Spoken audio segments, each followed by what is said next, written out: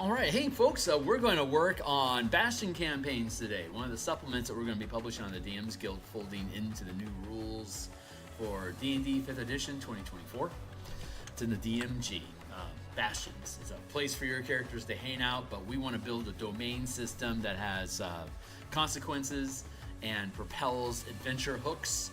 So we're building a system where there's a pass and fail structure that incites adventure hooks. So also it's for crafting and creating magic items and harvesting material and trading, all the stuff at the geopolitical level and at the character level, both in the world stage and in the dungeon. So give me a second here. I'm going to check on my signal to make sure that we're coming through loud and clear. I'm going to do some real fast social media posts and give you an intro, and then we're going to get to work here for a few hours today. So just checking on my signal here, and then we're going to get to work here for a few hours today. So just checking on my signal here, and then we're going to get to work here. That sounds pretty good. We'll go ahead and go with that. Let's drop that down so it doesn't get in the way. Actually, let's drop that down. Let's punch it up a smidge. I'm going to just boost the volume in general a snig, just to make things a little bit more audible for folks. So I'm going to grab the link here. I'm going to do some real fast social media posts. So give me a second here while I click on the blue sky, the X Twitter, the Discords, and then we'll get stuff kicking. So to keep you entertained while I micromanage internet exposure. Hey, my name is Phil Kearney. I create role-playing games, I illustrate them, and I publish them online. And I've been a DM since 1987. I've been a freelance illustrator since 1999, and I've been creating content for Dungeons & Dragons 5th edition on the DMsGuild since 2018.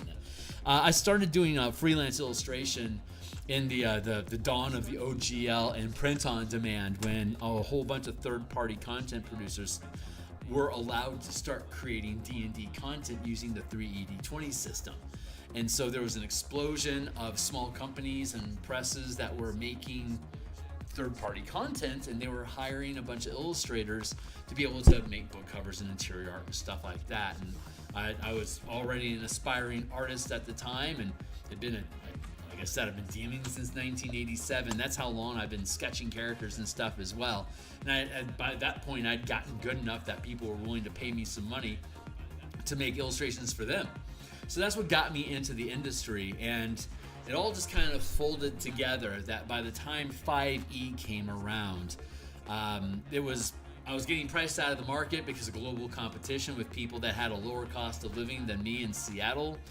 And I became really interested in homebrewing content for 5e because when they released the Ravnica campaign setting for D&D 5e, there was a lot of expectation. Since it was a Magic the Gathering setting, we thought there was going to be a bunch of color mana options that were being created to help make D&D feel like Magic the Gathering. But this was the first source that proved to us that Wizards is planning here. I'm trying to fix my screen. There we go. Hey guys. This Ravnica and then Strixhaven and then Theros proved to us that regardless of what world or setting it was that they were creating, they were going to fold the narrative into the 5e game engine using the Vancian magic and 8 schools of magic, even though the color mana system is just the most ingenious color magic system, like the most ingenious magic system ever created. They didn't want to introduce that, probably because they thought it would dilute the market. And there is every indication that would be true, from TSR being driven into bankruptcy to 3E having so many splat books released that it was almost impossible for our table to keep up with all the releases. But that's why we didn't bother with homebrew content in 3rd edition. Here, I'm going to adjust my seat. In 3rd edition, we didn't have any feeling that we needed to create homebrew content, because in 3E and 3.5, they were publishing a 125-page book, a 128-page book, like sometimes twice a month. And they have character classes and monsters and magic items and new spells and new feats and new prestige classes and new ways to use skills. There was so much that they were just punching out every month. It was like, why break our necks over making homebrew content when all we gotta do is like wait a couple weeks, and we may very well get something that's going to keep us entertained for months of exploring the options that are actually rules as written. Like the Book of Nine Swords, that kept us entertained for like a good solid 6 months before we were able to fully integrate that all into our Gestalt epic level character builds, which was a ton of fun to do. But when we saw that WotC grew up from that mentality in 5e to keep the base solidified with one solid, universally applicable set of rules, that's when we saw that we wouldn't be getting any kind of color magic. So I took my artwork and I took my game design chops and I started creating content on DMsGuild, and I am in love with it. So I love 5e. It is a fantastic game engine. So the stuff that I create is designed to help expand the scope of what 5e does. Back in the basic days in the 80s, the gamut of running a character from level 1 to 36 and then becoming immortal through the BECMI system, BECMI, Basic, Expert, Companion, Masters, and Immortal.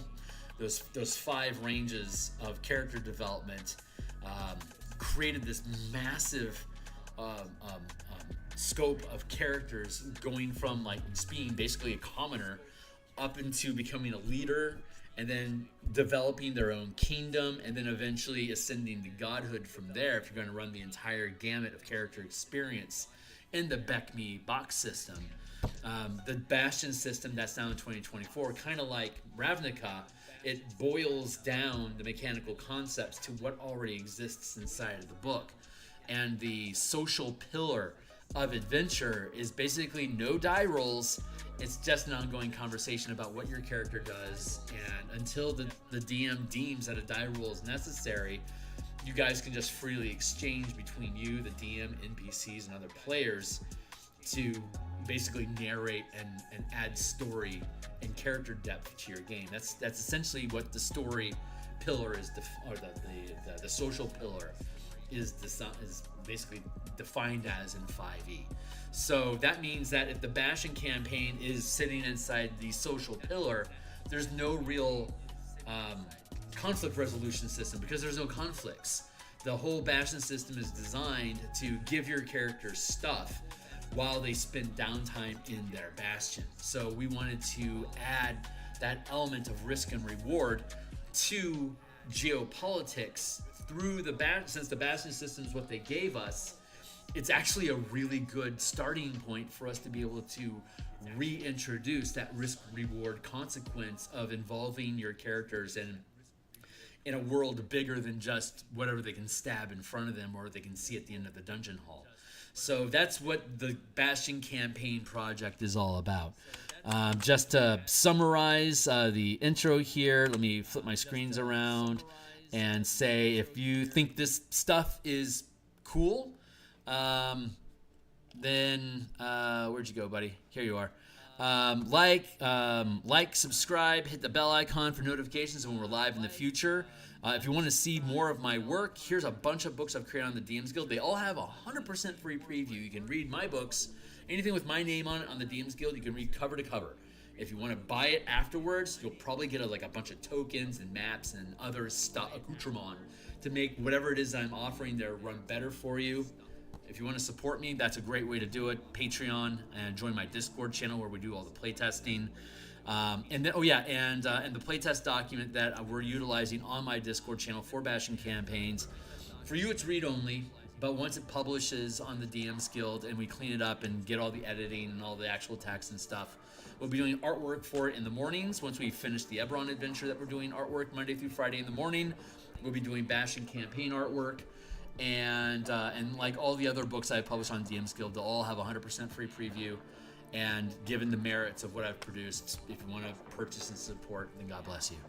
So, on track. So what are we doing today? So I'm going to extract this window here so that we can just keep that separate. Here's the Bastion campaign that we opened up, and here's a folder full of Bastion campaign links so that I can tool through the document. In previous episodes, if you joined us last time, which was on Tuesday at lunch and Monday night earlier this week. We've already fleshed out how the rank. There's 5 ranks of Bastions. Again, that coincides with your characters gaining proficiency bonuses at level 1, 5, 9, 13, 17, 5 steps of proficiency, or what we call ranks in the martial power system. So there's 5 ranks inside the 5e game engine. So the Bastion system is broken down similarly into 5 ranks. Spell levels, like for magic items, for instance, are common, uncommon, rare, very rare, and legendary. And then artifacts, mortals can't create them. And then you have like spell scrolls, 0, 1, 2, 3, 4, 5, 6, 7, 8, 9. Again, it's that 5-tier structure. Paladins and other half-casters, first level, level 1, 5, 9, 13, 17, 5 levels of spell casting. Everything folds actually into a 5-point system inside of the 5e game engine, 5 by 5. You see, everything's clear, 5 by 5. So we have 5 ranks. You gain ranks by accumulating Bastion points. When the Bastion is to resolve complications and conflicts and stuff using your Bastion system. It's a proficiency. Basically, it's an ability check that you make as a Bastion die, like as a Bastion check, which is a D20 plus the rank of your Bastion plus a proficiency die. And the proficiency die is a D4, D6, D8, D10, D12, which reflects the +2, +3, +4, +5, +6 proficiency bonus. Proficiency dice was a variant rule in the DMG 2014. So that's where we're getting this from. And so the number of orders that you can issue to your Bastion is your rank +1, or effectively your proficiency bonus. So that proficiency bonus of, like at 2nd rank, right, like a 5th level character, having a plus, having a stat, a D20 +3 if they're proficient, and then their stat bonus, which is probably gonna be like at 5th level, it's gonna either be like a 3 or 4. So similarly, the Bastion rolls the D20 plus what you could consider an ability modifier, the rank of the Bastion, 1 to 5. And then the proficiency bonus that you get instead is using the proficiency die, which is the Bastion die, which creates this range of additional randomness. And that's representing your character issuing orders to your hirelings, and you don't know how well your hirelings are going to work together when they're carrying out the order that's been issued to them. So if you roll low on your Bastion die, they're not coordinating well. If they roll high in their Bastion die, they are working in sync with each other. And so the result of the D20 plus the coordination of your hirelings to the Bastion die plus the Bastion's proficiency bonus equals the result. And the bounded accuracy in the 5e game engine is also on 5 ranks. DCs ranging from 10, 15, 20, 25, and 30. 30 is the cap on difficulties in 5e24, and generally if it's not at least a DC 10, it's assumed that you just automatically succeed. So it's again, the entire system is basically running on 5 ranks or 5 tiers of power. So so that defines the Bastion ranks. How the Bastion checks work in resolving die rolls. You gain Bastion points. Every 10 points is 1 rank. So you have to have at least 1 point for a Bastion, and up to 10 you can spend Bastion points on facilities. You can spend 1 point per rank per facility. So if you have 3 facilities and your 4th rank, you could spend 3 times 4. You could spend 12 points on those 3 facilities out of the 31 to 40 points that your character would have. So at 4th rank, like if you have 32 points, you could have 8 facilities that are all capped at 4th rank and have and basically have no points left over. You can also spend Bastion points to sustain a task. Like if you issue an order that's going to take, like a Bastion turn is a week. So if you issue a Bastion order that's going to take more than 1 week to complete, you either have to keep rolling every week to determine if they stay on target or if they run into a complication and fail a die roll along the way, creating potential obstacles to success that could become adventures. Or if you have spare Bastion points laying around, you could commit those Bastion points to sustaining an order. So if it's going to take me a month or 4 Bastion turns to complete, like say making a suit of armor, for instance, like a second rank Bastion can craft 400 gold worth of material per Bastion turn per week. And so if you have a suit of plate mail, which is 1,500 gold, that's going to take 4 Bastion turns to complete. 400 gold per week at second rank ends up being 4 weeks for 1,600 gold worth of whatever it is that you're building. There we go. So if you don't want to roll every time you roll your Bastion die, if you fail, it creates a complication that has to get resolved. If you succeed the D20 test, then you accomplish the thing. Congratulations, carry on. But if you fail the die roll, it forces you to resolve a complication. And we have a complications table further down in the deck that will show you like what kind of and each complication can either be resolved by the Bastion by expending additional Bastion points, or you can make it an adventure where your characters actively go out and solve whatever problem comes up to create a Westmarch style, what adventure are we doing this week? Well, what are we trying to achieve with our Bastion? Do we have any complications that need to be cleared up? Because when you go on the adventure, if your characters survive and return to the Bastion, it clears the complication. So once a complication is cleared, you effectively have succeeded at the die roll. So if you can resolve the complication in the same week that you failed the D20 test, it's as though your Bastion actually succeeded at the die roll and you can carry on. If you have an order that you've issued that's going to take more than a week to complete, like that plate mail, at second rank you can do 400 gold per week. Full plate is 1,500 gold. It'll take you 4 weeks at second rank to complete it.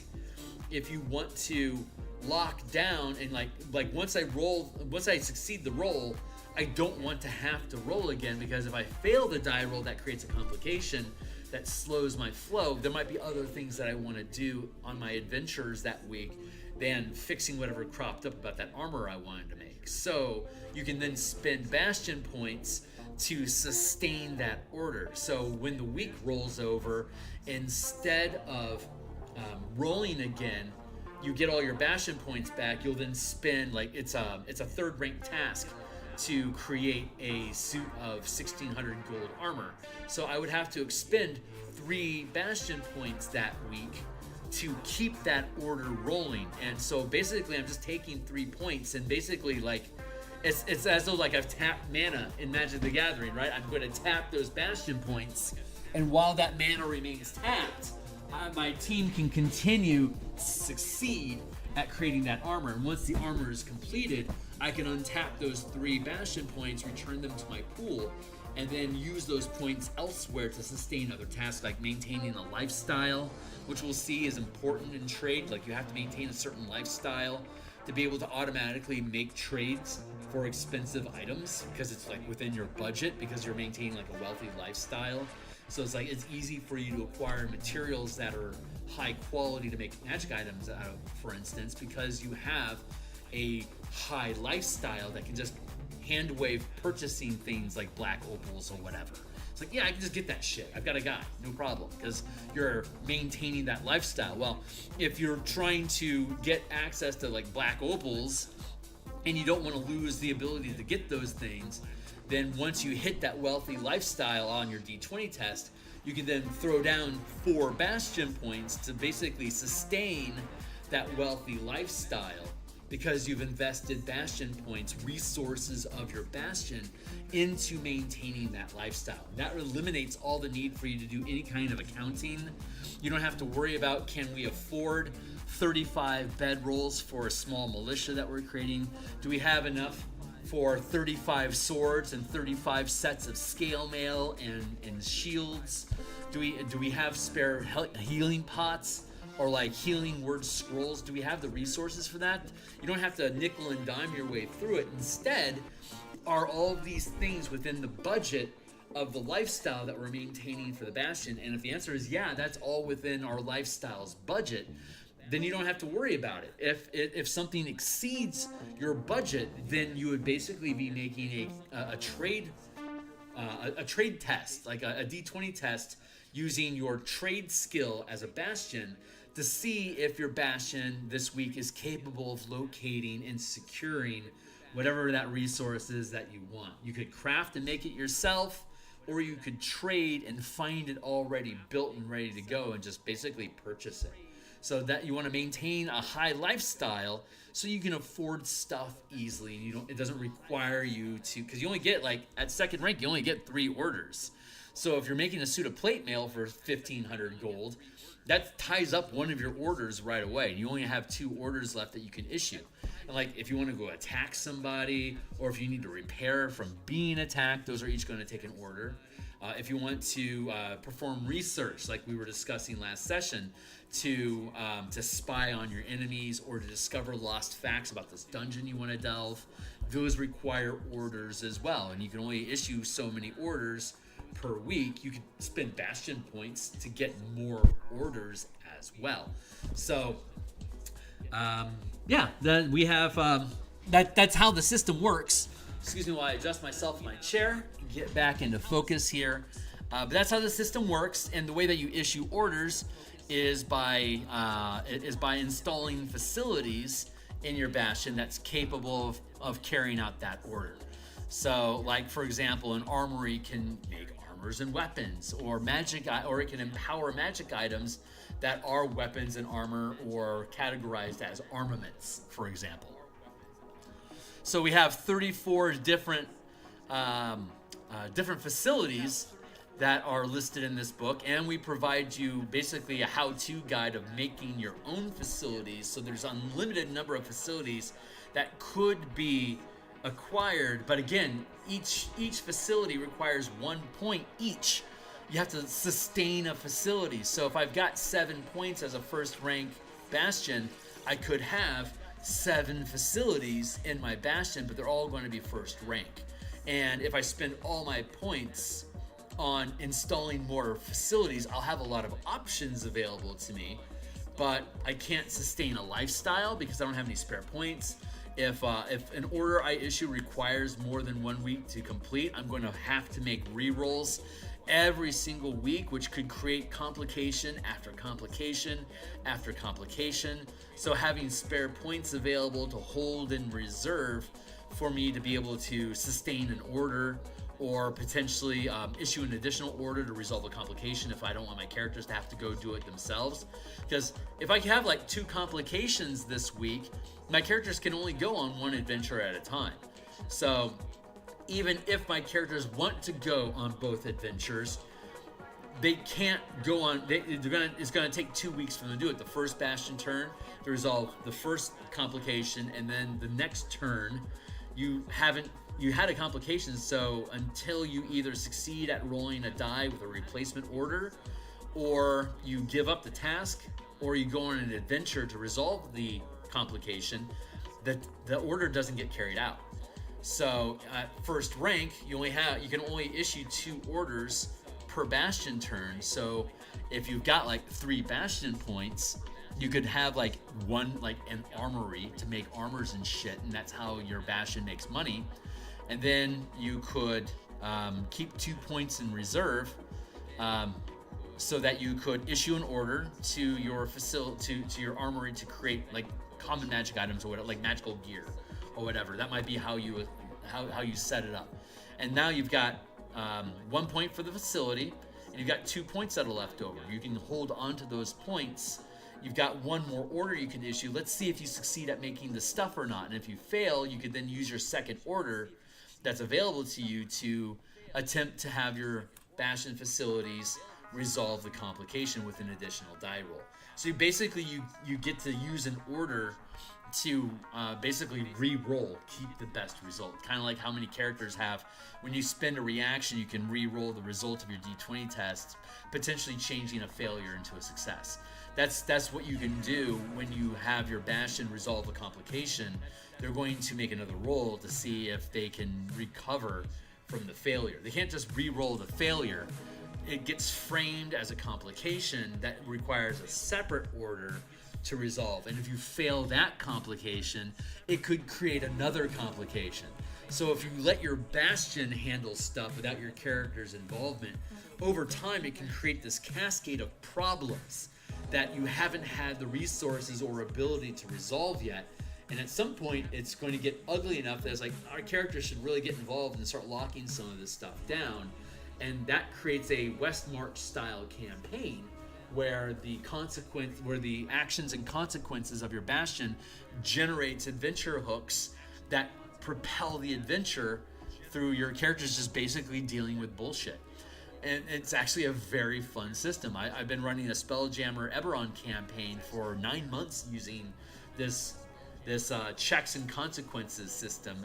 Them running a mining guild that takes ships up into orbit and extracts ores from asteroids that are in orbit around the planet of Eberron to bring back to Moorhold for processing. And every time they run into a complication in mining, it could be space pirates, it could be there's monsters inside the asteroid that leads to Kyber. There could be like a mining strike. There could be like poison hazards. There's all sorts of complications that can arise if you fail at in order to mine a sector of the asteroid field. And that creates, if they had my team currently is about 10th level, and they've got 12 different sectors of asteroids that they can send miners out, and all 12 of those plots of orbit all require a separate role. So they dump a ton of resources into maintaining and attempting to extract as much resources as they can from the asteroid belt to fuel other orders and other things that they're trying to build. And every time something goes wrong, it's like, do we want to make an adventure out of it? Because they can only do one adventure at a time. So like of the 4 things that went wrong this Bastion turn this week, the 4 things that went wrong, which seems the most interesting for us as players to take on as an adventure. And then I create an adventure out of it. And by the end of the adventure, they've resolved the complication and they achieve the thing. They can go back to work and extract resources from those asteroids. But it could be like Dargoon War, like a Dargoon War clan is currently poaching Bieshk from an asteroid that you were eyeing. Well, you're gonna have to deal with the Dargoon War clan before you can have miners successfully go there. Otherwise, your ships are gonna get wrecked and your miners are gonna get stolen. So like that's not gonna do you any good. The elves are pissed off because they had monsters. They have these rock-eating mobs that have escaped the coop. And they fled into your territory, and instead of returning them to the elves, the team kept them. And they're like, rock-eating bugs, that's going to make extracting ore very easy. Yes, please. That's how elves mine asteroids. They send rock-eating bugs, and they basically just scatter them onto the rock, and when the bugs are done eating, there's nothing but ore left, and they just scoop it up and let's go.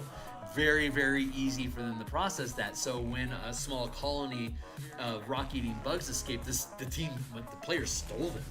So now the elves are pissed off at them, and they're constantly getting harassed. So every time a complication arises in their territories that are near or adjacent to elven territories, it's always the elves that are harassing them. Droam has space krakens. And they've got colonies of gargoyles that just drift through space looking for something to either tear apart, whether it's an asteroid for minerals or a ship for supplies. There's gargoyle hazards in space. So occasionally when they have a complication that's near the Droam territory, it's like, looks like a cloud of gargoyles has just drifted into your asteroid mining operation. And now all the gnomes, warforged, and dwarves that are attempting to mine this iron rock are being attacked by gargoyles. So you got to go resolve that. Let's jump into some mecha and go, shoot some stuff. And so these are the kind of complications that can arise when you build your campaign out. We can build custom Bastion, custom facilities for all the different mining operations that are going on. So like they've got an observatory that they expend resources to scry new areas in space to see if they like the rocks that are floating in orbit there, to see if like, is that silver or is it copper, or is it platinum? Like, what's going to be delicious for us to mine, to gain resources from, to expend on expanding our guild, our mining guild operation. So that's one example of how the Bastion campaign flows from week to week into creating new adventure hooks from the problems that arise and them just trying to do their jobs. So that's what the campaign is themed around, that the DM doesn't really have to like create adventures. The players decide what they want their Bastion to do, and as complications arise, that is the source of adventure for the characters to resolve. And in that sense, you could have multiple teams that are all running separate missions to resolve different complications that arise inside of your growing empire. So in a Westmarch style, you could have multiple teams of players, or one group of players running multiple teams of characters that are simultaneously resolving multiple complications that are challenging your Bastion at the time. So that's the idea of that. So there's 34 different facilities that are in the book, and we provide tools for you to design your own facilities that are balanced with the ones that we've presented, and we have a wide enough array of different facilities in the supplement that you can, if what you need isn't already built for you, you can basically grab different pieces of different facilities and then click them together and give it a new title, and that can become your facility. So we provide balance and guidance rules on how to assemble different facility benefits to create a separate new facility. So that's part of it, empowering your players to learn how to build their own facilities, to like create a mecha hangar bay, or like a mega kaiju breeding pool, or like a mana, or like a mana knot in Strixhaven, so that it generates different colors of mana that you can then use to cast spells while you're inside that land. For instance, a lot of different ways you can spin these things into any kind of campaign narrative that you want, including putting these things on ships for like a pirate fleet in Spelljammer or the sea. El Terrell and Descent into Avernus, we converted that into a Bastion that the team set up siege defenses to fight off the Blood War from climbing the chains and taking over all the souls.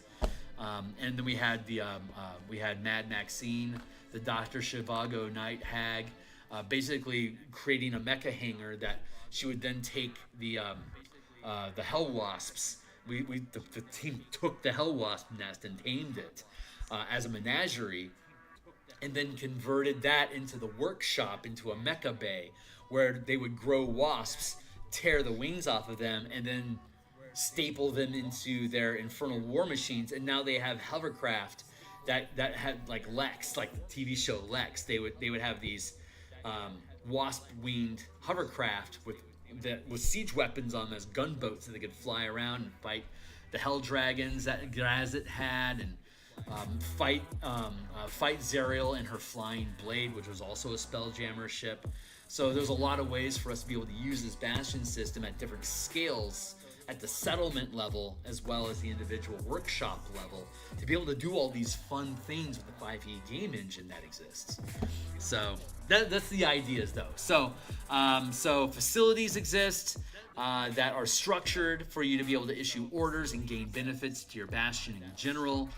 And then we spent time over the past couple weeks defining, restructuring how the orders work. So we've gotten through all the orders except for trade. So we're going to resolve trade now, and then we're going to look at settlements structured as a Bastion, so it can use the same rules applied to a settlement of hundreds of thousands of residents inside of that territory, and still treat it the exact same way as we deal with Bastions at the individual level. It all works the same. It's just changing the scale of influence from an individual structure to a community, to a kingdom, to an entire plane of existence under the control of a Lithic empire. There's no limit. It's just how are you expressing it and structuring it. It uses the same rules. So, said that, rearrange myself in my chair once again, and I'm going to take a sip of water.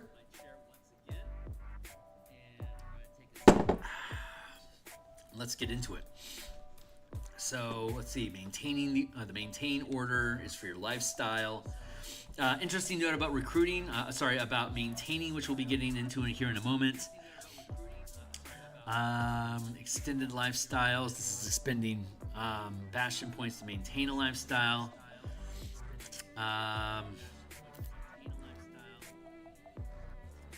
Let's see, spend additional Bastion points.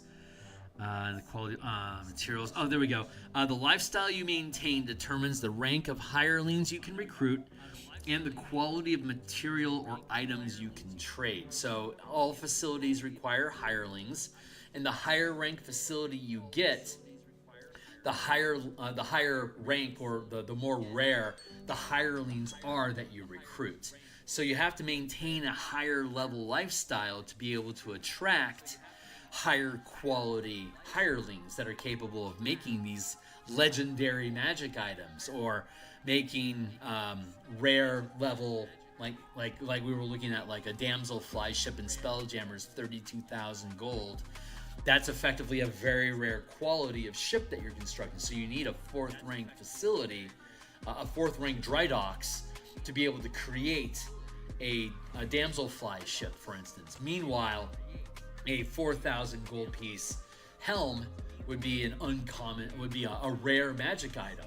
So you need a 3rd rank facility, like a 3rd rank workshop or arcane study to be able, or reliquary, to be able to create a spelljamming helm, for instance. So it's very realistic that a 4th rank spelljamming shipyard, like on the Rock of Brawl, for instance, or on the Citadel of Light in Xeraxis, or on the potentially the planets in Doomspace, could evolve into 4th rank skydocks for you to be able to create these flying ships and magic items. So to be able to pull off that level of quality, you need high quality workers that are highly skilled artisans. So as you increase the rank of your facilities, it expands in size and requires more work, more hirelings, and those new hirelings have to be equal to the rank of the facility that you're grabbing. So you spend Bastion points to automatically create a facility, but then you do a recruiting check to see if you can hire people to work in your facility, and that itself could create an adventure. If you want that 4th rank skydock, you're going to have to get, I don't know, like the Emperor's engineer from the Citadel of Light. So while you're destroying the Citadel, you're gonna start like Project Paperclip. You're gonna start stealing high-level wizards and skilled artisans from the elves so that you can start creating your own facilities in your spaceport on the Rock of Brawl, or whatever it is that you're doing in your Spelljammer campaign, to recruit these people. And 4th rank is a DC 25. So your D20 test at 4th rank would be a D20 plus 4 plus a D10. And if I can hit a 25 or above, I could recruit those people. But for me to attract them, I have to be offering a wealthy lifestyle, because that's a 4th rank lifestyle. That's the level. We don't have to keep that lifestyle necessarily. Once you recruit somebody, you've demonstrated to them the kind of wealth that you can produce. That the pitch could be, we're hoping to be able to stabilize this level of standard of living by you working with us to improve the quality of our Bastion. We will give unto you that quality of lifestyle. So when your lifestyle erodes, like if your lifestyle drops from wealthy to modest because of a bad die roll, it creates a complication, because you're pissing off your employees, because you're reducing the standard of living that they have for this week. Things are getting tight, they're getting grumpy, you could lose people, they could mutiny or go on strike. These are complications that occur that you could attempt to resolve with a simple die roll, or you can make an adventure out of it and meet their demands and make a social or exploration or even a combat mission out of it, depending on what the problems are. So maintaining your lifestyle is important for recruiting people. The lifestyle that you maintain determines the kind of materials that you can get access to for creating magic items. or creating just mundane stuff like the materials that you can get to create those things, or your lifestyle again determines the rarity, the level of rarity of materials that you can get through trade without actually having to purchase anything with gold. It just becomes part of the trade action. I'm just maintaining the economy of your bastion and the environment that it's in. Just by doing business, you can naturally afford this wealthy status of materials needed to make these exotic items or these really expensive, complicated ships, for instance.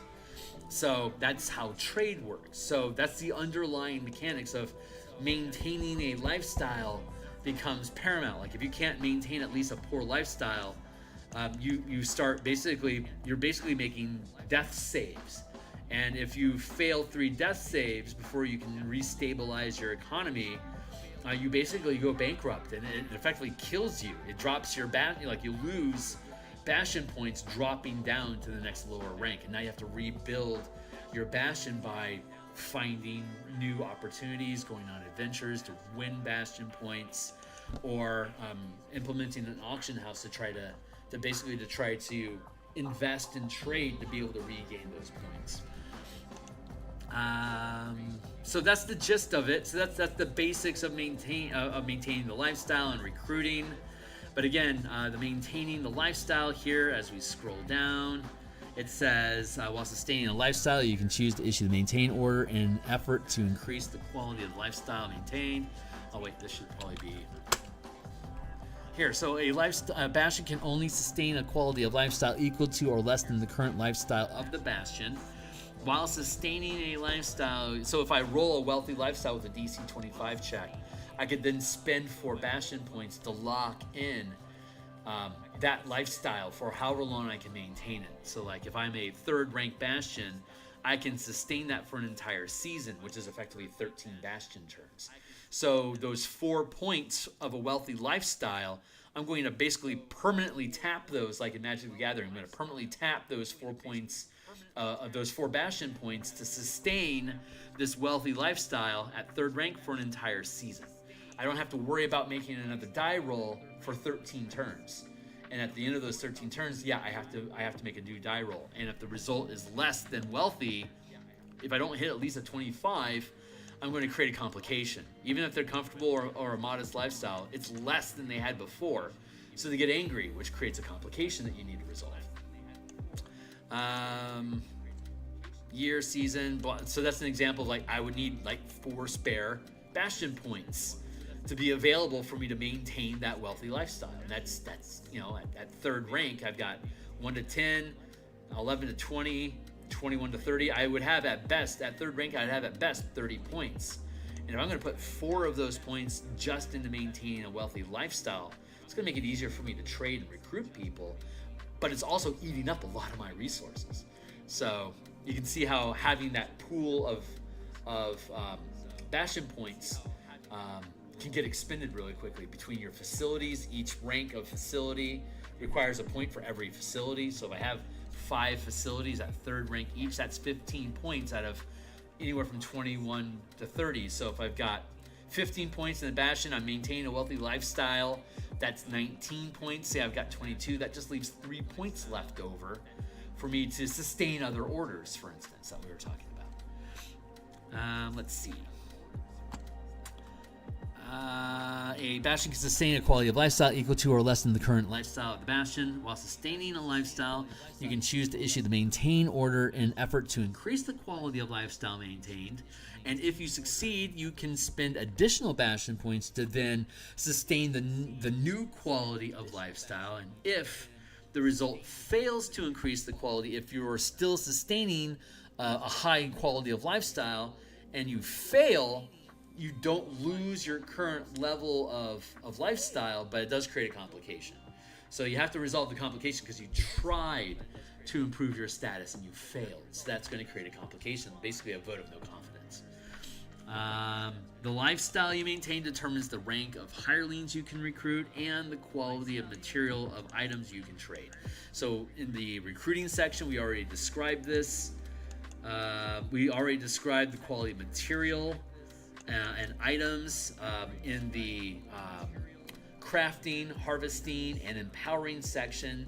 The level of quality has to correspond with the level of rarity or value of the things that you're trying to craft or harvest. And now the last thing we have to deal with is trade. So now that we understand the underlying economics that go on behind trade, trade just becomes a D20 test.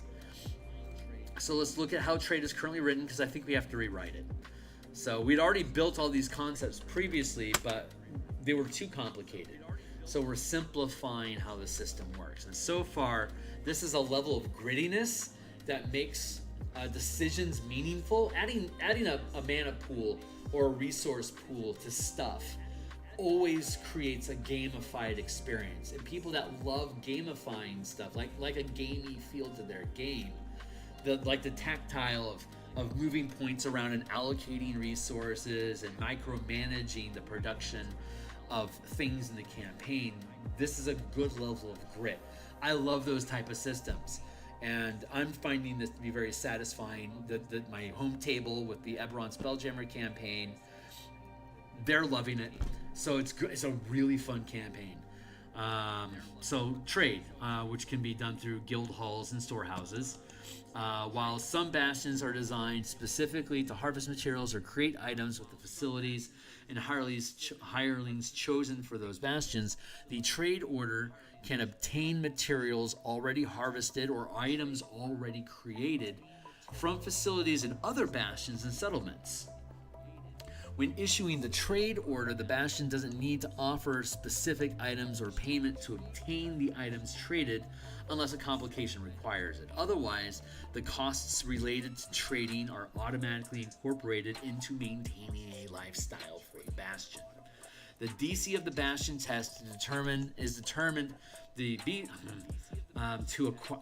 Let's word that. So, to acquire an item, materials,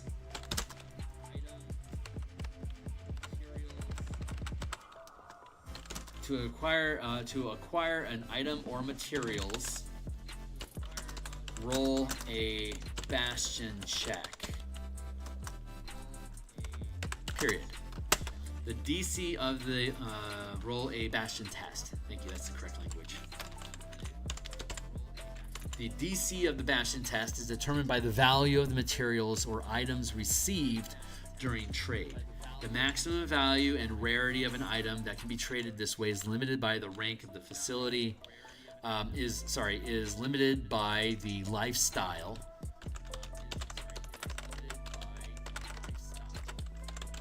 Maintained. Is limited by the current lifestyle of the bastion carrying out the order. Bastion rank, value of item, rarity of material, the order DC, and the duration of time needed to trade for the item.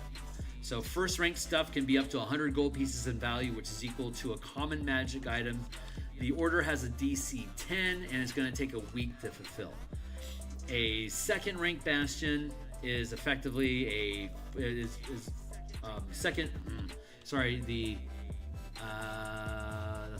DC of the bastion test is determined by the value of the material item received during trade. The maximum value and rarity of an item that can be traded this way is limited by the current lifestyle of the bastion. Thank you. So instead we want to word it this way. Value, this is the proper way to do it, of items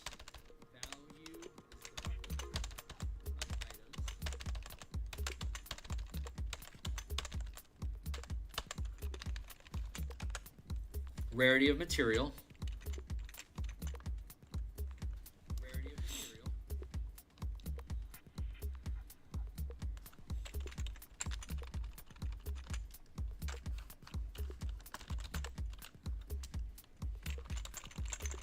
rarity of item or material.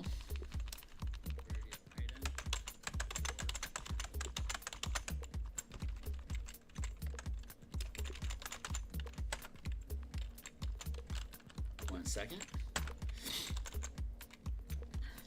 we're going to go with minimum lifestyle.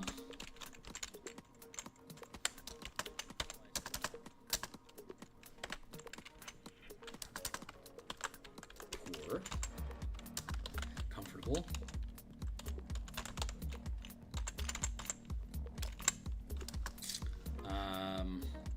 No, modest, sorry. Modest. Comfortable. Wealthy.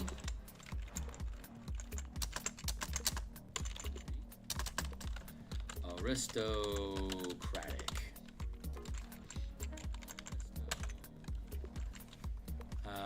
Test trade DC.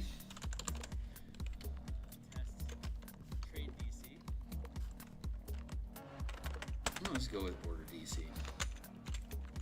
Yeah, trade DC. And duration of trade. There, now we have it set up. So the value of the item, the rarity of the item or material, the minimum lifestyle required, that determines the trade DC, and the duration of time needed to complete the trade. So if I want legendary rank 5 exotic materials that's worth 200,000 plus gold, then I'm going to need to have a few months to find that stuff and secure to basically make arrangements, right? Like if Verizon wants to buy T-Mobile, that acquisition is going to take a number of months. This is kind of similar to that. So a whole season, again, that's 13 weeks. So once I get this trade started, if I don't want to have to hit a DC 30 every week, I'm going to want to spend 5 Bastion points to sustain that order. Let's see. Let's write this as points to sustain. We're just going to add that in here for the lulz. 1, 2, 3, 4, 5. There we go. Because that's how long it's going to take, and this is how many points it's going to take to sustain that order to trade for this item. See how that all folds together? This is a recurring pattern that is over and over again throughout the document. Anytime you want to do anything with a Bastion, you're basically looking at the rarity of item, its value, or your effective rank that you're attempting to acquire or observe or trade or craft or empower or whatever. It's all based off of that curved accuracy, off of that bounded accuracy of the D20 system, of the 5e game engine. Let's see. We've reiterated this over and over again, so this is probably going to be redundant. Value of item, the gold cost of the item or plans to create the item acquired through trade. This can be a single item up to the listed value of gold, or it can be a collection of similar items such as simple weapons, medium armor. Although 40k is the cap for 4th rank very rare magic items, and we have 200,000k plus. Technically, there's no limit beyond 40k what a 5th rank aristocratic lifestyle or legendary item can be. However, for the sake of crafting, you can only produce 200,000 gold pieces of value during the, like, for example, if we were like making a castle, for instance, a 500,000 gold castle at 5th rank, we could complete that in as quick as 2 seasons. 3 seasons, because a 500,000 gold castle, which is listed in, I think, in the DMG or the Player's Handbook, that's basically 200,000k divided by, it's a 500,000 divided by 5 round up. That's 2.5 round up equals 3. It's going to take 3 turns, three seasons, because at this rank it's 1 season to be able to produce, like, building. We'll see this in settlements as we go down below. Just as a I'm spoiling previews here, but yeah, to make a castle, it would take a 5th rank facility, like a 5th rank masonry guild. It would take them 3 seasons to create a 500,000 gold castle thing. So if you want to make structures, what's the value of that structure? and what is the rank of the facilities that are trying to create that structure, and then divide it up by the value that they can produce each duration. So like a first rank facility could create a 500,000 gold valued castle, but it'd be 500,000 divided by 100. It'd be 5,000 weeks that it would take for them to complete that. Or effectively, it would take 100 years for a mom and a dad with some kids in a stone shaping shop, like a carving shop, to create an entire castle. It would take their whole family literally 100 years. Generations would be spent creating that castle at this low level of quality. But if you've got a world-ranked Mason guild with nearly infinite number of workers that are capable of pouring resources and knowledge into creating that castle, yeah, we'll have it done for you in 9 months. Just come on back, and you're good to go. Granted, something could attack in that 9-month period of time, so there's all sorts of opportunities that could arise. Or you could just fast forward through your bastion turns to get to that point if you're sustaining everything. Effectively only having to roll once per season, because those are the only meaningful turns that you would have, because that's how long you can maintain a task before you would run into a complication for making that 500,000 gold castle. Every 200,000 gold of value that you pump into it is going to require an additional die roll. There you go. Rarity of items and material. Rarity of item or material indicates the quality or exotic nature of the quality of indicates the rarity of a magic item or the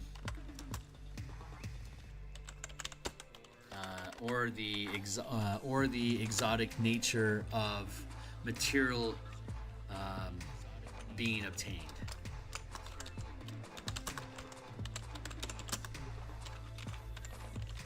To create a non-magical or magical item. For instance, for example, a longsword is valued at 10 gold pieces. To craft a longsword, a smithy or armory requires mineral materials such as iron, bronze, etc. that can be obtained by a first-rank facility with a DC 10 Bastion check, which can be obtained within 1 week. There's iron ingot everywhere. The whole world runs on copper and iron ingots, so it's pretty easy to acquire them. So it's not a problem. Another example, if creating a rare magic item requires exotic material components to complete, a third-ranked Bastion is able to obtain the needed materials with a DC 20 Bastion check, which can be obtained within 1 month. Creating a rare magic item to complete a... I should reword that. A Bastion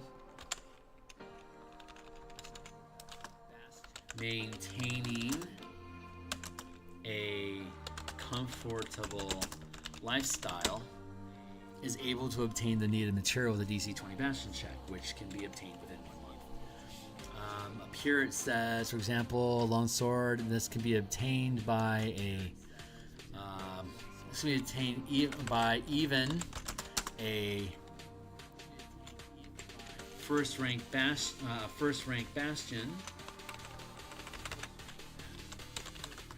with a poor lifestyle by succeeding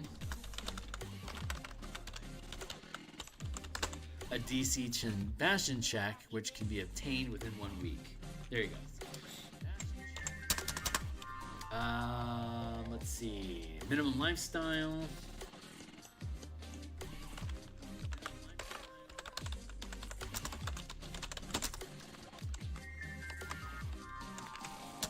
Minimum lifestyle equals the minimum lifestyle that must be maintained when the trade order is issued.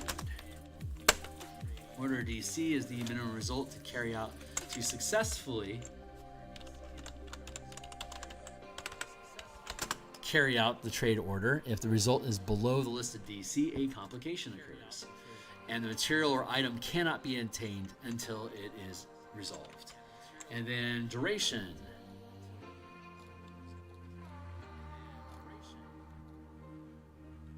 Equals minimum time required to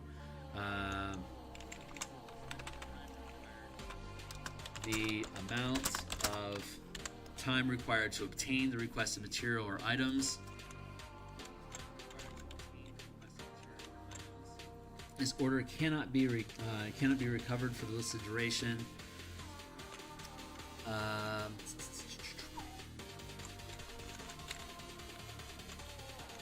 The amount of time required to obtain the requested material or item. Let's see. The order. Yeah.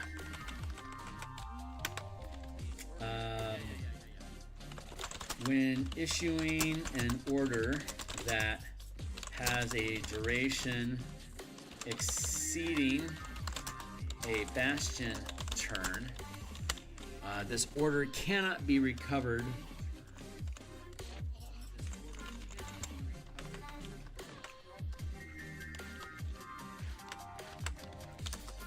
when issuing an order that has a duration exceeding a Bastion turn, the Bastion has one less order it can issue each turn until each turn for the listed duration, or the trade order is canceled. Any future orders to obtain similar materials must start anew with the same full duration listed.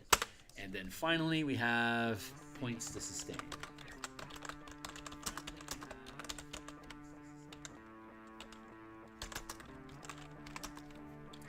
Equals the number of points that must be expended to sustain the order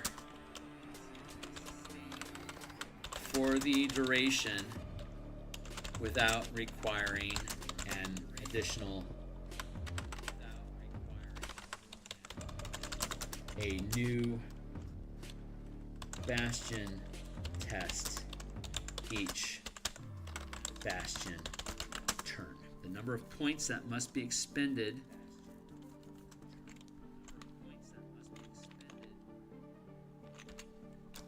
of a new Bastion test is required each Bastion turn while the trade until the duration for the listed for the duration of the trade order. Any failed roll creates a new complication that must be resolved before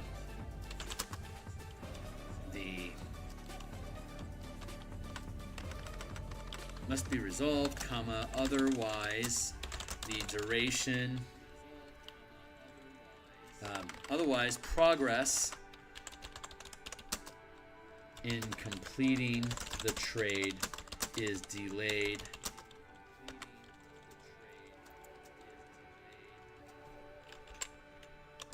must be resolved before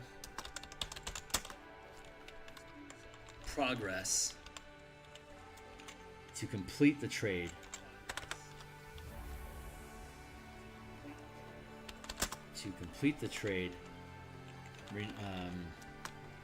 continues.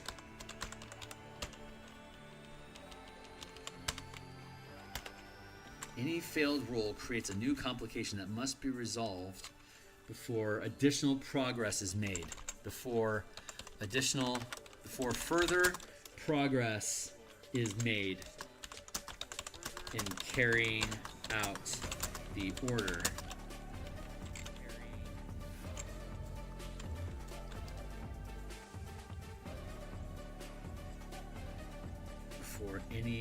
Before further progress is made in carrying out the order. There we go. Okay, I think that works. I think that works well. And this is basically the same. Like, this is the same structure, literally, for all the orders that you can issue. This is basically the exact same structure. These are exact same rules. We have them here. I'm thinking I don't necessarily need to retype these specific rules of engagement, because the rules of engagement are always the same. You know what? That's not necessarily true. Well, actually, it can be true.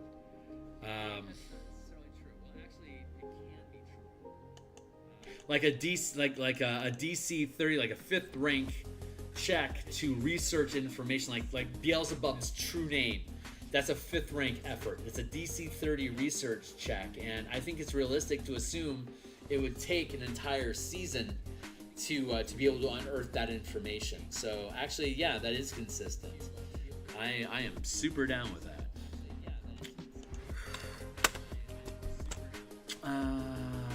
Points to sustain. Okay, so let's see. Many facilities can be issued variant orders, which have the same effects and results as basic orders.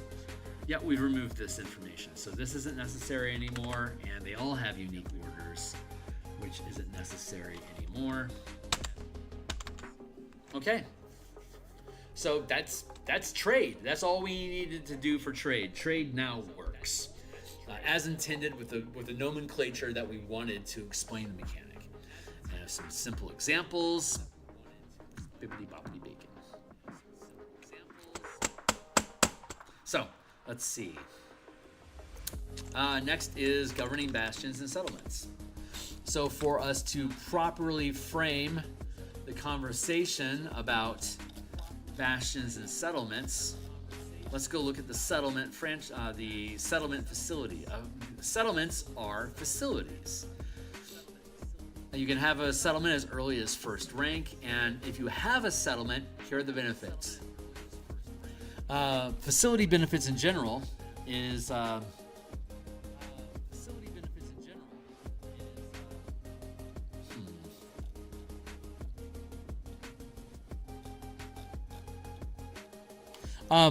terms that we have is these are the different properties. Maybe these should be attributes or abilities. Facility abilities. See, that sounds stupid. Facility properties sounds kind of okay, but there's also the confusion between properties being like physical locations, like owned parcels of land. So facility abilities sounds dumb. Facility properties is a double entendre.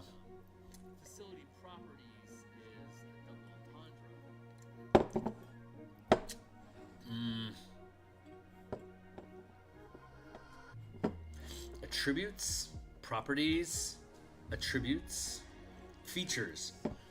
Facility features.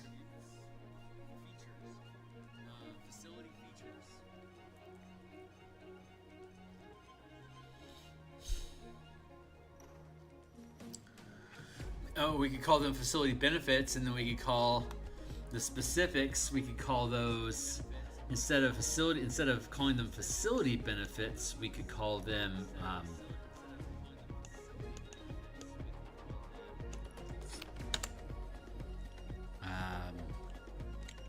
Bastion benefits. Doesn't sound very good.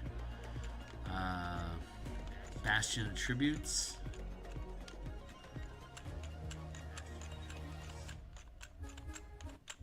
Let's just leave it like that for now.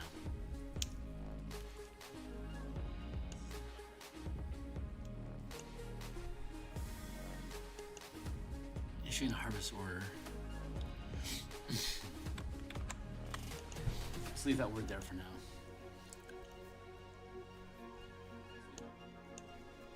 All orders are unique. We wanted what was I looking for? Settlement. Thank you. I got distracted. Settlement. What are the features of a settlement?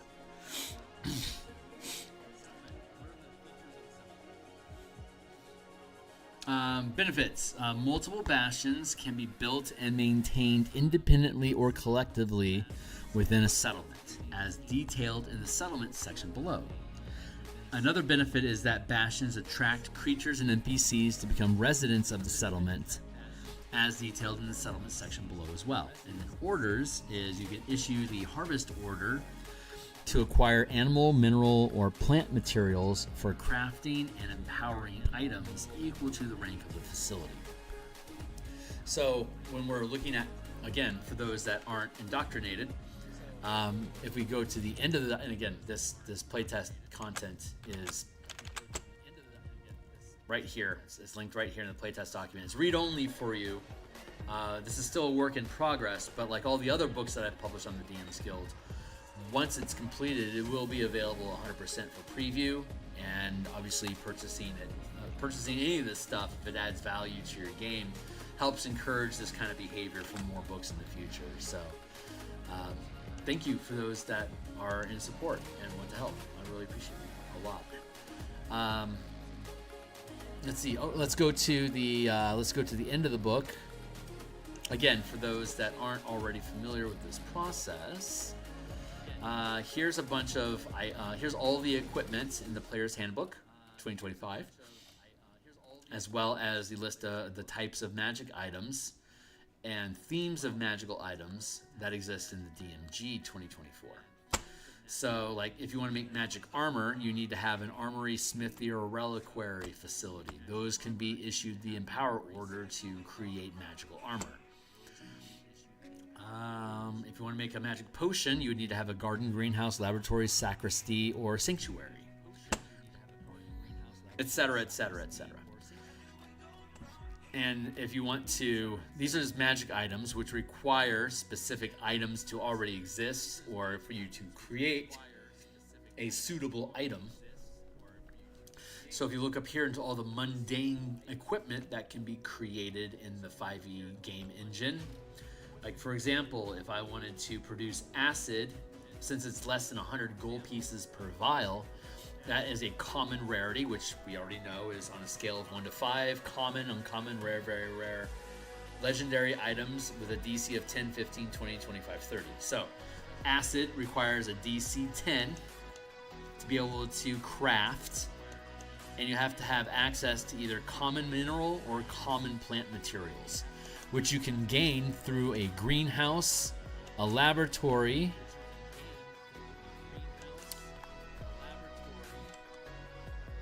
and then any settlement has access to all of these things. Like settlement is like a default for literally everything in getting access to materials. These are the facilities that you need to create the acid, either a greenhouse or a laboratory. And the plant material, the mineral or plant material, since they're common rarity, any place that can provide basic materials can provide basic components to be able to distill or concentrate into an acid. So that's the basics there. Let's make a poisoner's kit. Also a common magic item because it's less than 100 gold, and it's going to require all types of materials, plant, mineral, as well as animal materials. Because it's a poisoner's kit, so like snake venom, or wolf's bane, or mercury. So that's animal, plant, and mineral materials that can be used to make poison. And you'd have to have either a garden, greenery, or a greenhouse or a laboratory to be able to produce those poisons. So the poisoner's kit can also be made in these types of shops, because wherever you can make a kit, wherever you can make the stuff the kit makes, you can typically make the stuff. Yeah, there you go. That's the idea behind that. So this is how the materials work. So you can trade for materials, or you can establish a settlement that has access to those types of resources. Like if you build a settlement on an iron mine, then you're going to be able to extract iron. So any kind of common rarity items that require minerals, you'll probably be able to create out of iron. So that's going to jive. Like I can't make acid from the materials in an iron mine because, I guess the DM can decide if the mineral that you acquire is appropriate for the thing that you need. And if not, then you can establish trade with that place. You could go out and physically purchase it with gold, or you can gain influence over a settlement that can produce the material that you need. So that's the value of creating materials. So when we're looking at the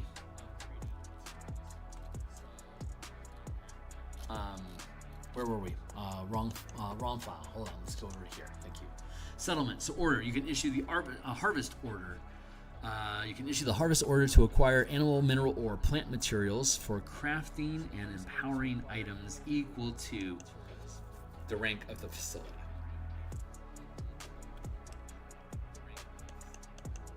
Of a rarity and value of a rarity or value equal to the rank of the facility. So of this facility, of this. So if I want to make a staff of the Magi, and I need a perfect like a perfect gem to mount into the staff of power. Legendary magic item. It's going to require a diamond mine, a 5th rank diamond mine, that would therefore have control over a diamond mine deep enough to have a level of purity and rarity warranted for a legendary magic item, like 45,000 gold worth of value of a gem to infuse into the staff of power, for instance. So that's the idea there. So you can have, so the benefits is that you can have, once you have a settlement established, you can have multiple bastions owned by different people, or you can start the amount of bastion points that you get, instead of increasing the bastion, the rank of the bastion overall, you can distribute those points to other franchised bastions that basically sprout from inside of the settlement. So you've got like the main bastion, the central government of the settlement, and then that central government can either hoard points to increase its rank and grow its size, or it can maintain its size and redistribute those bastion points to other bastions underneath the governing settlement's control, to become subsidiary bastions. You can have as many bastions as you can afford.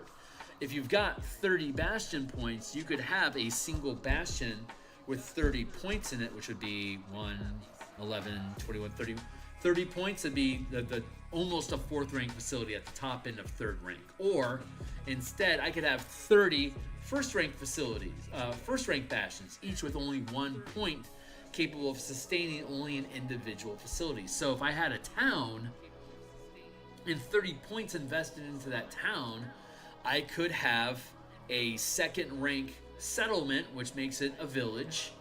And hold on, let's hold that thought. Let's actually get down into the settlements. So a settlement, here's your 5 ranks of settlement. Here's how they're broken down as a hamlet, village, town, city, or metropolis. Here's your populations up to your population cap, pop cap. Yeah, what's it called? Pop. Population up to 100 people in a hamlet, up to 1,000 people in a village, up to 10,000 people in a town, up to 100,000 people in a city, and a metropolis has more than 100,000 people in it. The amount of area, the radius of the area that the settlement will occupy to sustain the population is a 1 mile radius, 10 mile radius, 50 mile radius, 100 mile radius, and more than 100 miles, almost infinite in size from there. So, like Waterdeep, for instance, has a control area of roughly 250 miles that basically pipes materials to that 2 million population metropolis. Yeah, we have this odd little jitter step in here. These crop up occasionally, but that seems appropriate.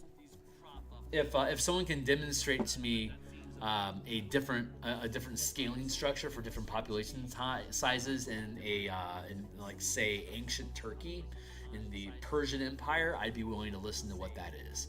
But I think Persia would be a good example, and I think these numbers align with that. So the growth rate to increase the, like if I have a hamlet, I could get potentially 100 people into that hamlet. Let's look at our growth rate.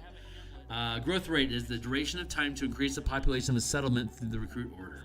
So I could recruit people. Let's see. Harvesting materials, recruit. You can issue the recruit order to attract additional residents to increase the population. Roll a Bastion check and compare the results to the DC of the current rank of the settlement. If the roll fails, the population doesn't increase and complications occur. If the roll succeeds, the population increases by the listed amount for the rank of the settlement. The time required to carry out this order is determined by the current rank. So in a hamlet, it could have a population of up to 100. I could tack on an extra 10 people. Yeah, population has to be at least one person. We should probably call this 101, 1001, 10K1, 100K1 plus. There we go.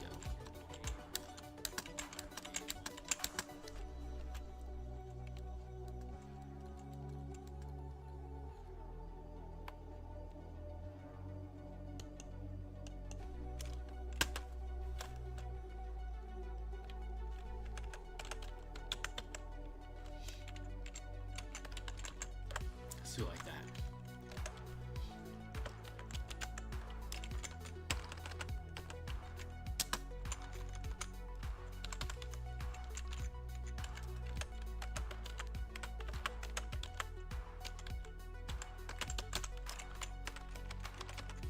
Growth rate.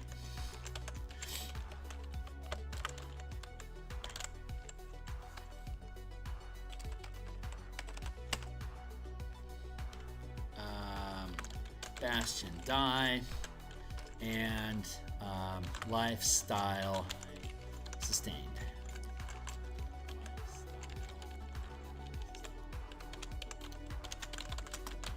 Duration of lifestyle.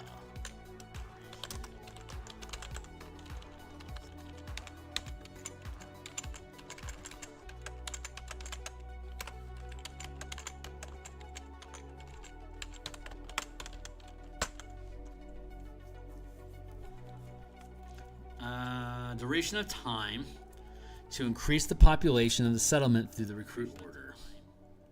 To increase the population of the settlement through the recruit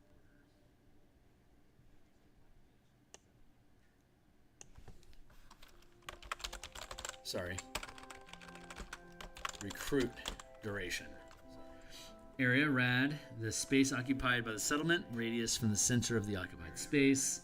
Growth rate, the duration of time to increase the population of the settlement through the recruit order. Bastion die. The Bastion die rolled when the settlement is issued an order similar to a Bastion. And then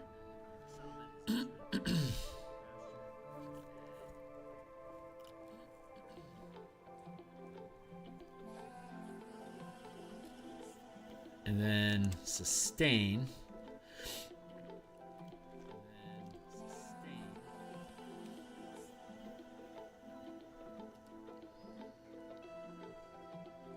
Oh, growth rate. Duration of time to increase the population of the settlement through the recruit order, and then sustain, lifestyle, sustain. Sustained lifestyle equals the duration of time the settlement can sustain the lifestyle established for the residents.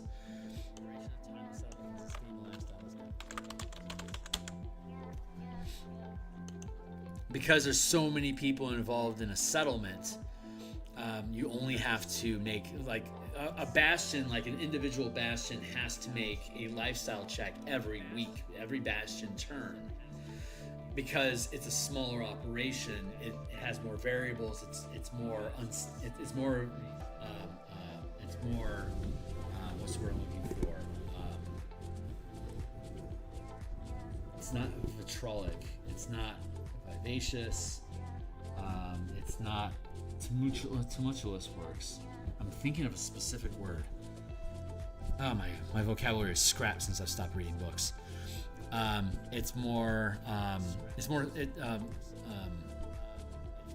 settlement is more stable than an individual bastion community. So so instead of having to roll each week, you only have like a hamlet has to roll each week because it's no better than a keep. So it's also highly chaotic. But as your settlement grows in size, it has more resources and people working together to maintain a quality of lifestyle throughout the entire community. So, so the thing that a settlement has for free is sustaining these effects.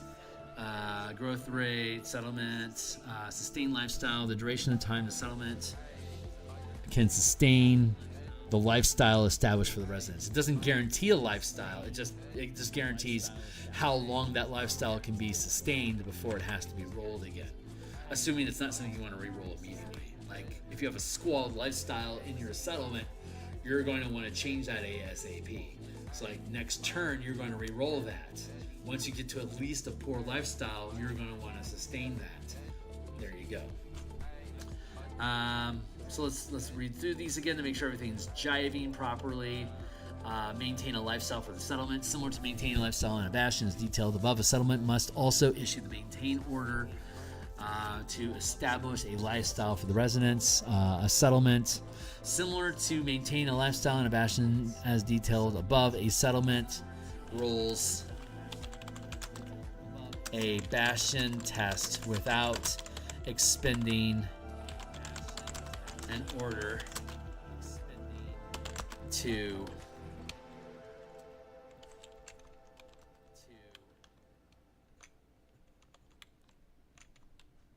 without expending an order to maintain a lifestyle for the residents.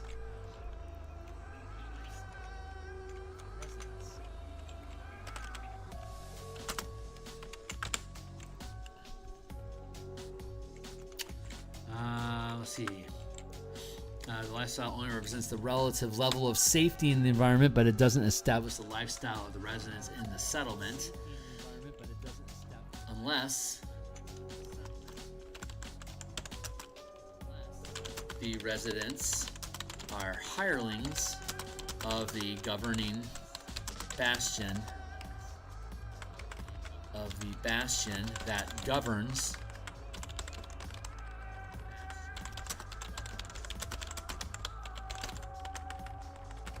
the settlement. Each resident in bastion is responsible for maintaining otherwise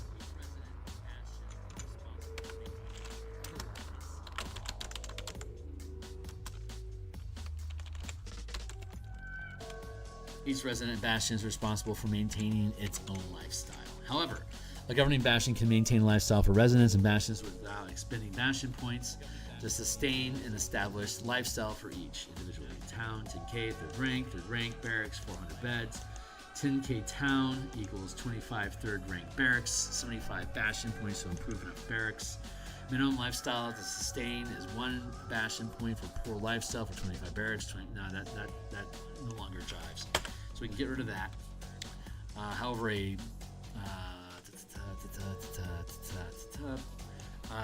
the lifestyle established for the settlement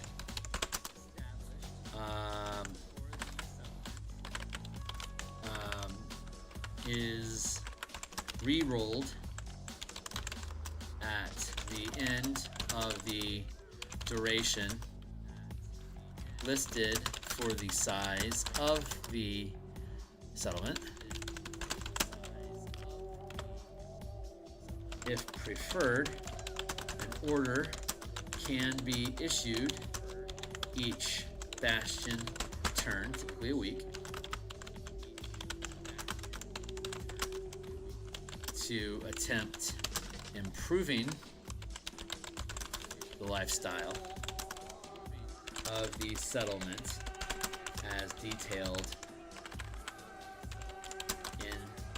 the maintain order above.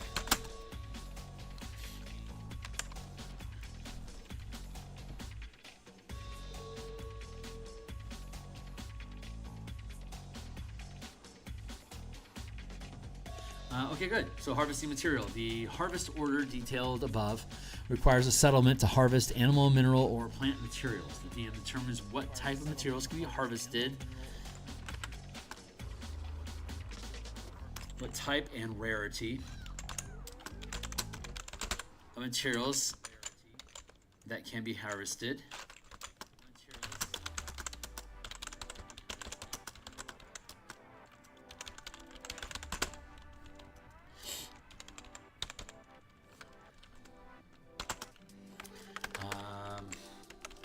This is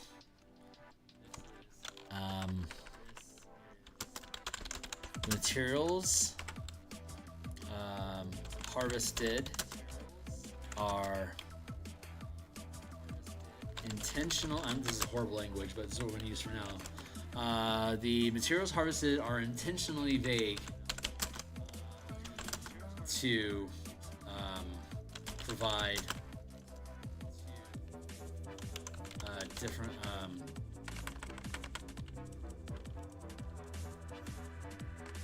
how do I want to word that? I want them to be vague so the DM can decide. There we go. The DM determines what type and rarity of materials can be harvested in what type of materials. Yeah, the type and rarity of materials that can be harvested in a settlement. This is generally left intentionally vague for the DM to decide if a specific type of material decide if the proper materials for a specific item creation is available in any suitable settlement or not.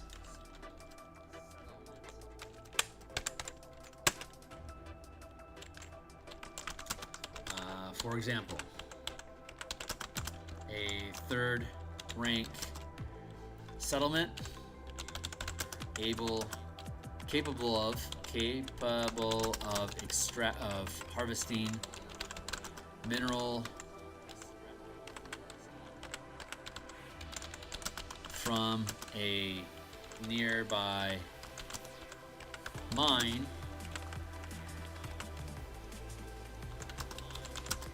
can provide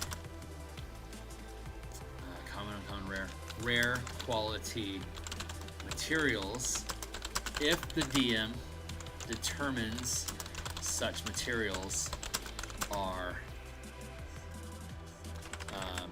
can be found in that mine. There you go. That's probably good enough.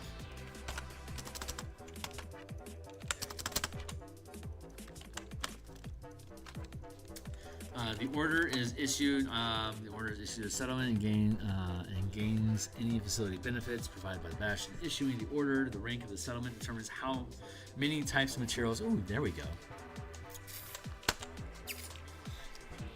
The rank of the settlement determines how many types of materials can be harvested as listed below. Rank 1 and 2 can provide one type of material each.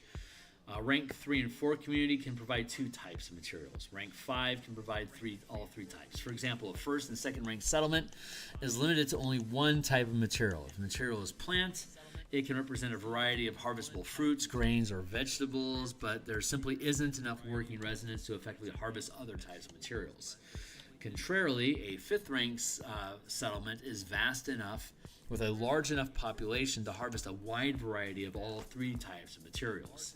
The DM decides what type of materials can be harvested by a settlement and how much variety there is. Though multiple smaller settlements adjacent to each other can harvest different types of materials if the DM decides they are present. And then the recruit order. So that's pretty straightforward, right? It's just you're harvesting materials. The size of your the size of the settlement is going to determine how basically diversified your workforce is to harvest different materials. You could have 2 hamlets next to each other with a total population of 200. If you combine them, they could become a village. But again, the governing body might want to keep them broken up into separate small little hamlets that would be easy to crush if there was an attempt at a rebellion. If you have a small cluster of homes, they can't produce a lot, but that also means they can't produce a lot of trouble. So a more authoritarian governorship might want to break apart and keep settlements separated into small individual claves. And each one is specialized. You're doing corn, you're doing wheat, you're doing animal husbandry, you're digging salt out of that mine. Each one of them is limited in what their specific task is. And that's how you retain control over them, because you force them to be so hyper specialized that they can't be they are incapable of being self-sufficient. But a more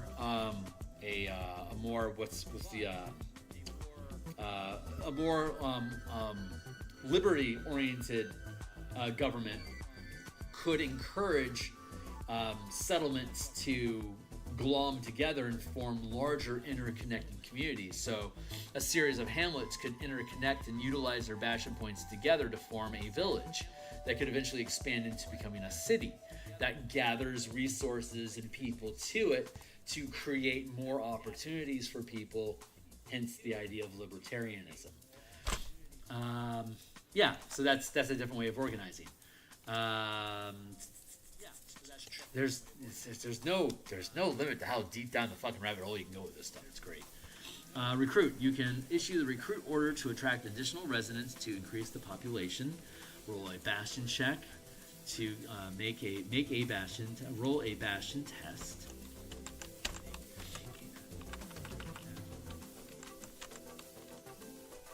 And compare the results of the DC and the current rank of the settlement. Because recruiting is always done by bastions. Like the rank of the bastion always dictates the size of die that you're going to roll in your recruiting check. Things like crafting and empowering that require specific facilities, those use the dice of the rank of the facility, which could be equal to the bastion, but it might be less. So recruiting. You can issue the recruit order to attract additional residents to increase the population. Roll a bastion test and compare the results to the DC of the current rank of the settlement. If the roll fails, the population doesn't increase and a complication occurs. If the roll succeeds, the population increases by the listed amount for the rank of the settlement. The time required to carry out this order is determined by the current rank.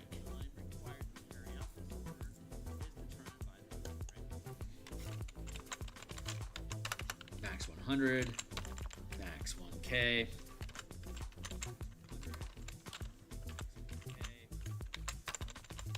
$10K.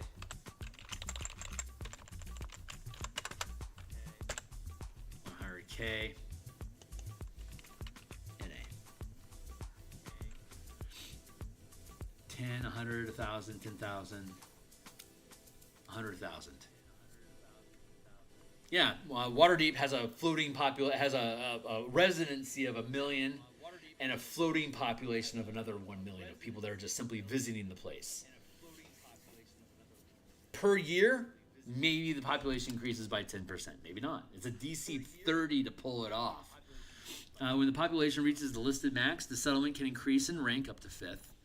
When the bastion has enough bastion points, each bastion turn, the population exceeds the max of the rank.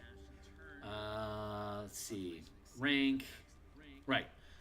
When the population reaches the listed max, the settlement can increase in rank up to 5th. When the bastion has enough bastion points, each bastion turn, the population exceeds the max of the rank of the settlement, a complication occurs. Oh, so if you recruit too many people in and you don't increase the rank of the population, you're creating complications because it's overpopulated. And the overpopulation forms a rival bastion to contest, and the overpopulation forms a rival governing bastion to contest the current governing bastion.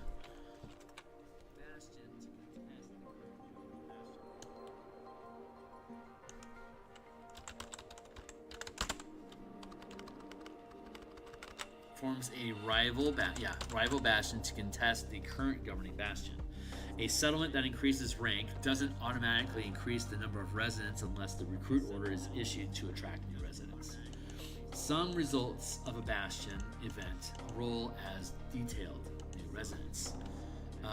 If the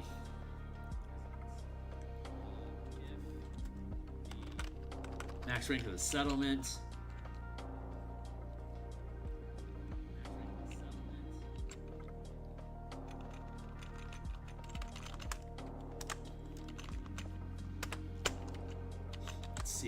each bastion turn, the population exceeds the max rank of the settlement.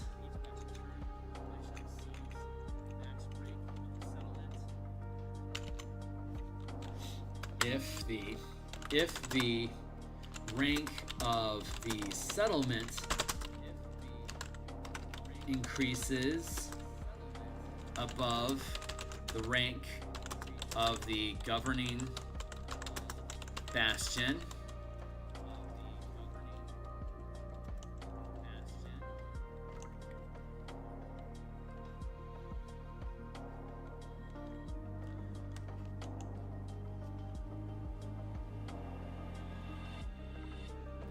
if the rank of the settlement increases above the rank of the governing bastion through population growth, similarly, a rival bastion forms to contest the governing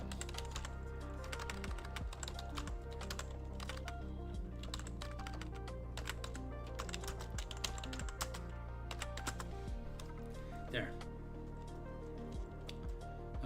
So if you're packing in population and it grows too much, but you don't increase the rank of the rank of the settlement, complications occur because it's overcrowded. If the rank of the settlement from population increases to exceed the rank of the bastion that control, if the Duke of the region has a third rank bastion and the settlement expands to the size of a city, that Duke doesn't have enough political power to be able to retain control of that many people. So rival bastions start forming inside the settlement to contest control of that Duke.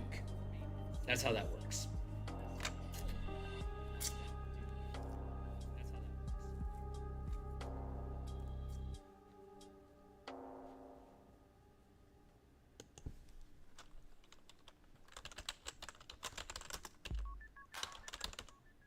Occurs each bastion turn and a rival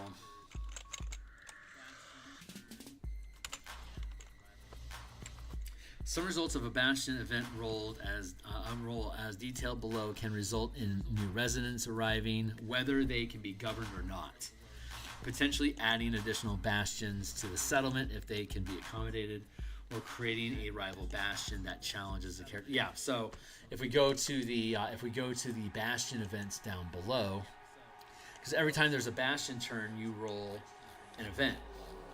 It's a D20 die, just like in a DMG. It's a D20 die that you roll that frames the conversation around complications and adventure hooks that arise for the campaign during this week.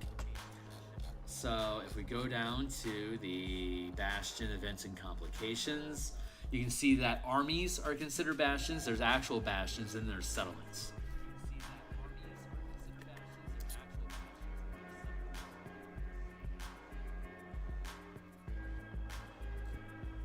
So if you roll a natural 1 on your D20 and you're in a settlement, the source of materials in that settlement is damaged, like the cave, like the mine caves in, or a drought destroys all your crops, or bird flu kills all your chickens. You're going to lose that. You're going to lose the source of your materials. So you're going to roll a Bastion die, whatever the rank of your, like if it's a 3rd rank community, it's a D8. You're going to roll a D8, and it's going to destroy that many Bastion points in your settlement, which could result in a lot of different facilities being destroyed. Or it eats up like all the budget in your city to perform additional orders, or there's a number, however you want to get rid of the points, you choose how you get rid of them, but that reflects, the player gets to choose how they get rid of the points. But losing like 6 Bastion points, that's half of a rank. That's pretty significant and dangerous. So like these have big consequences until you get to 5th rank, and getting to 5th rank requires 41 points, which is a shitload of points. Now let's look at some of the other options down here. Raiders steal materials, reduce your Bastion die. God, destroy the materials. It's 2 Bastion dice that you lose. God, that sucks. Because like if you lose all your crops, yeah, your population is going to be dropped because they're literally going to be starving. They're going to flee. Unnatural weather destroys materials and many facilities, so it destroys the Bastion 1 die of resources this turn. Rival army prevents trade, harvest, maintain, and recruit orders until you bribe the blockade from rivals. Labor loss, residents rebel, rivals challenge the governing. Rivals form. Rival Bastion forms to challenge the governing Bastion. Desperate travelers. Refugees seek protection from rival army or monsters if protected settlement is attacked. So this would increase the size of your settlement. Unsavory proposal. Rivals offer trade for materials, threaten siege and sabotage unless agreed. Give us your rare earths or we'll attack your country. Settlement. Entrance to a dungeon or cavern network discovered. That's fun. Rival partnership. Rival Bastion offers new trade for materials. Call to adventure. Visiting travelers offer an adventuring hook.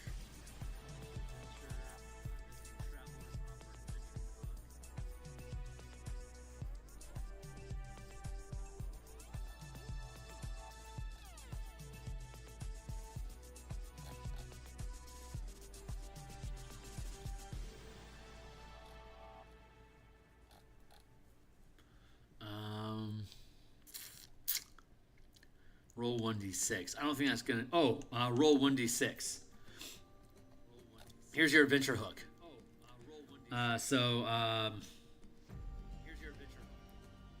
Where were we? Call to adventure. Visiting travelers offer an adventure hook. Roll 1d6. So we re-roll.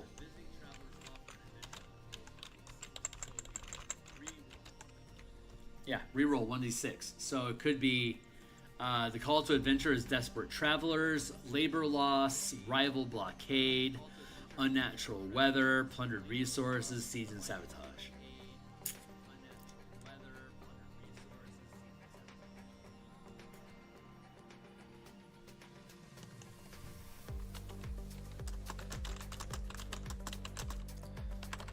As the theme.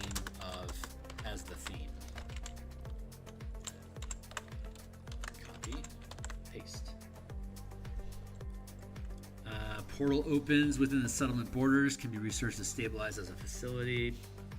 Prestigious noble requests establishing a bastion in the settlement. Prestigious noble requests establishing, mercenaries offered to protect the settlement in exchange for residents.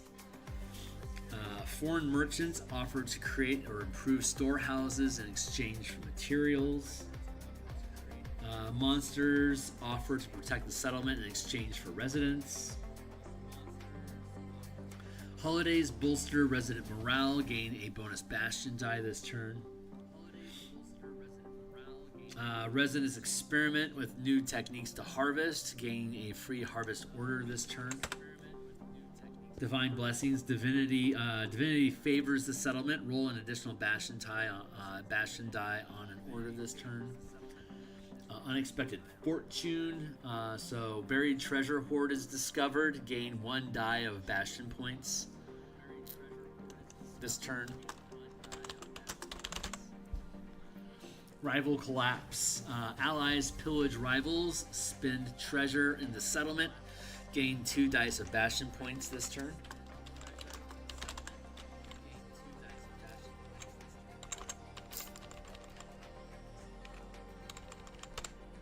There we go. So those are some of the things that can arise. And then complications. If you have something go wrong, this flavors what those complications are, which we walked through before. We'll probably get back to it soon. Okay, so back into it. When the population reaches the listed max, the settlement can increase, blah, blah, blah. Creating structures and settlements. Structures can be constructed in settlements. The rank of the settlement determines the maximum value per order and DC. The duration of each order is determined by the value of each order up to the max rank of the settlement. Rank settlement is a hamlet. Duration is 1 week. Value per order, and it's a DC of 10 to do it. Let's see. Structures the duration of each order.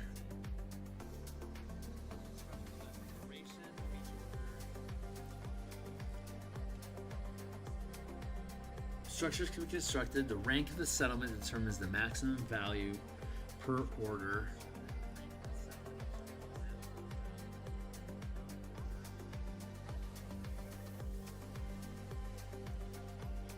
And the duration.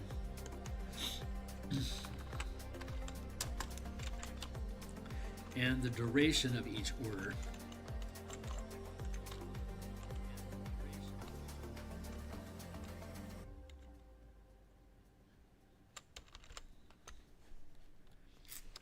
Period. The DC is determined by the total value of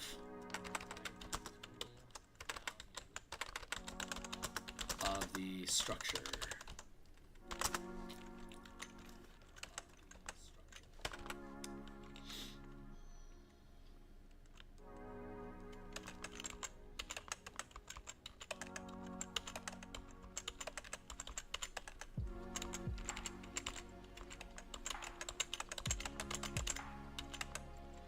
Let's do that. Let's go with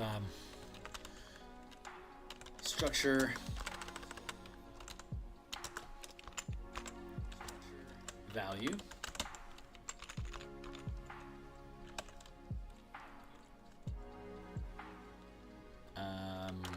Crafting construction DC.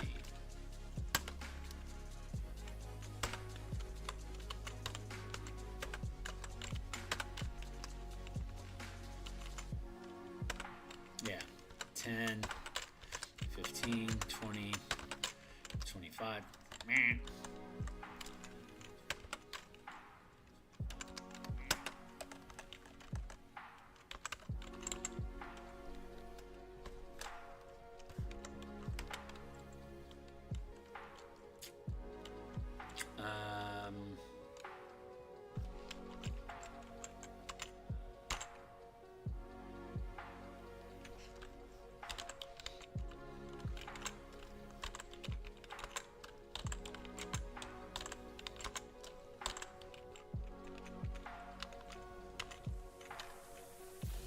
Structure value, construction DC.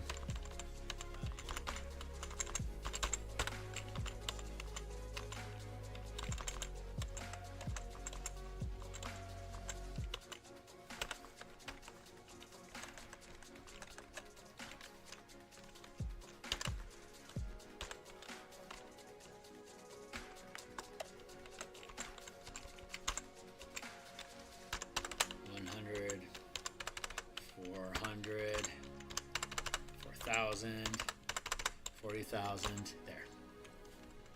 Sample structures and values. An abbey, 50,000. Guild hall, 5k. Keep. This is from the DMG.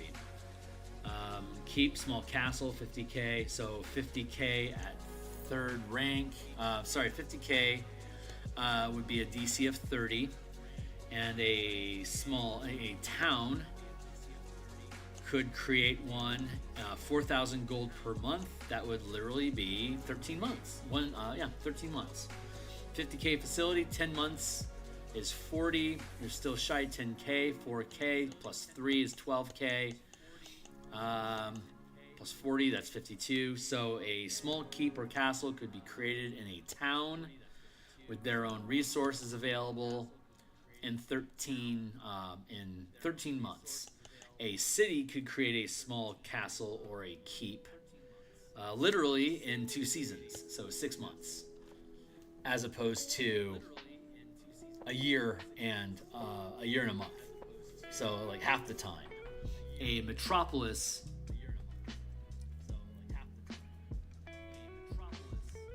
50k. A metropolis would be able to create, would also be able to create one in 2 seasons.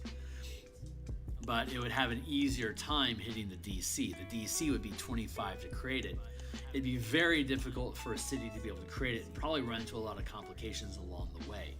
But a metropolis has more resources and would be far more likely to be able to succeed at the DC 25 check required.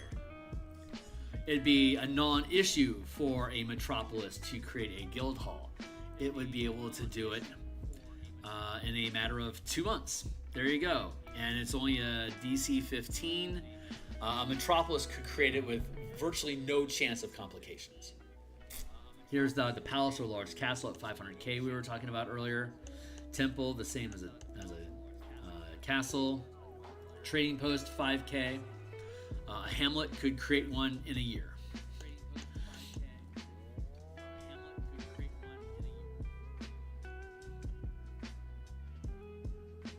If you issued multiple orders, you could speed up progress. So like that 50,000 gold keep in a town, if you had 2 orders that you could issue to the town each month, then it would be 8k per month to be able to create it, which would only be 7 months to be able to create it.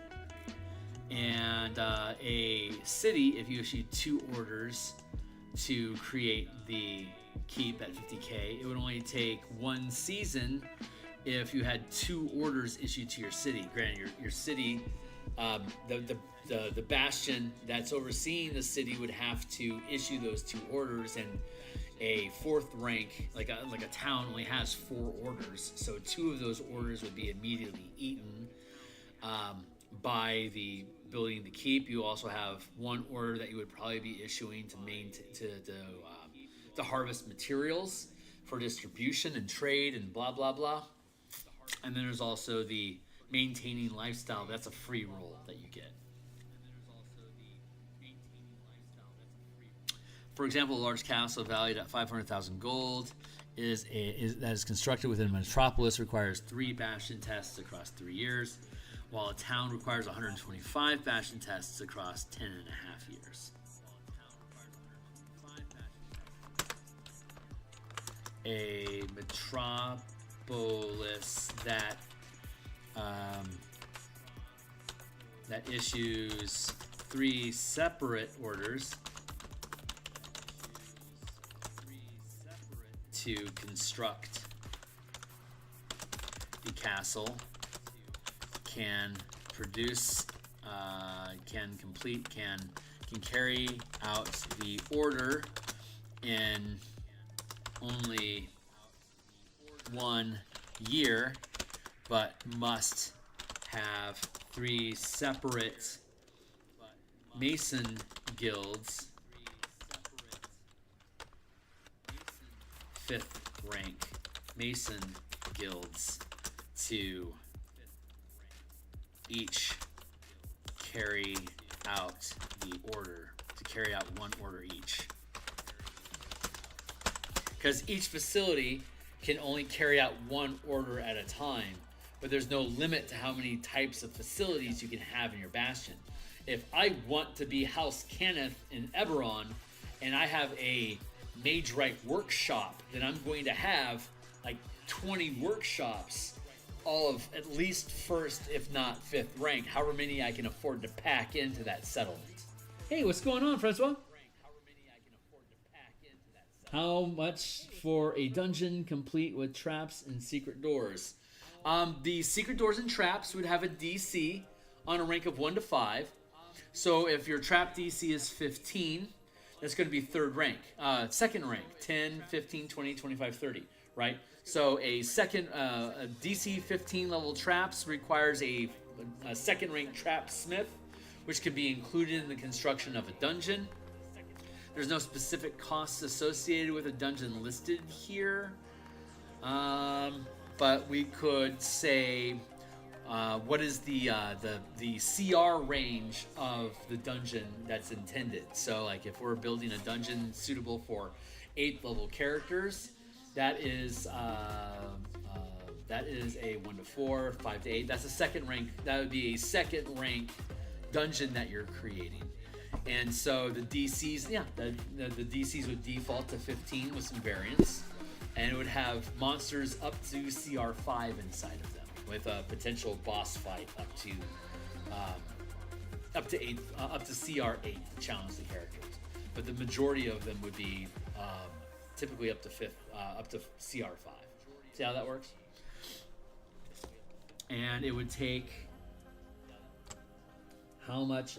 So the amount of the cost would be irrelevant because it's just the value is there to establish the capacity of the order.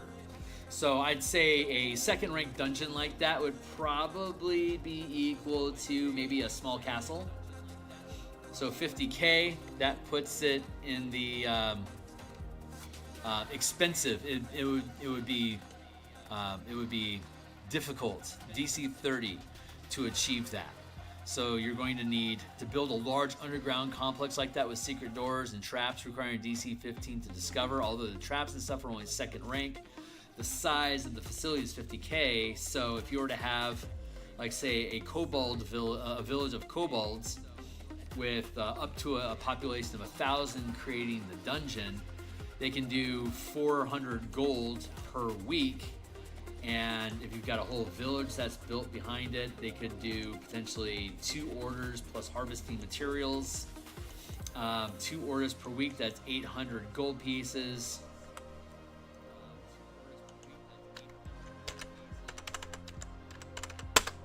Those kobolds, it would take 52 weeks for them to, 62 weeks to complete it. So about what, 14 months?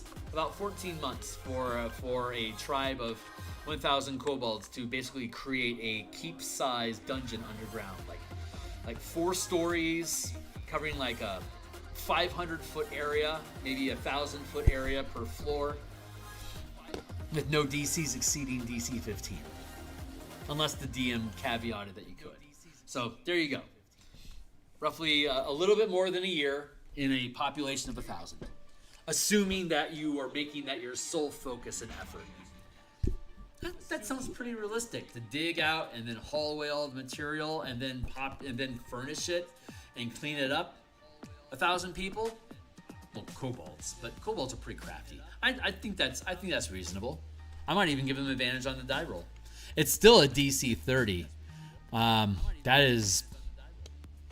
They're going to run into a lot of complications because if they're only trucking at second rank, there's going to be a D20 plus 2 plus D6. They can only do a 28. It's impossible for them. It's literally impossible for them to be able to complete construction with a DC 30 like that. So what would happen is they would run into a complication each week that would need to be resolved. And then they would have to physically do that themselves. So actually, a village of kobolds would be incapable of creating something like that. You would have to have at least a town, up to 100, up to 1,000, up to 10,000. More than 1,000 kobolds would be necessary to give you your D20 plus 3 plus D8. Your max is now a DC 31. So it's possible for them to be able to create it without complication. But they'd also be able to bite off larger chunks at a time. So if they issued 2 orders, it would only take them 7 months to complete it instead of 14 months. So they only have 7 complications that would arise. Like there'd be cave-ins, there'd be monster break-ins, and if you organize it, and again, whenever you have a complication, that complication is automatically resolved if you make an adventure out of it. So it sounds impossible for that DC 30 for them to hit, but basically what that means is that every time they're making a check, they're going to end up failing that check, and they're going to have a problem solver, a fixer, go in and fix the problem. When you finish the adventure, you automatically resolve the complication, thus completing the task.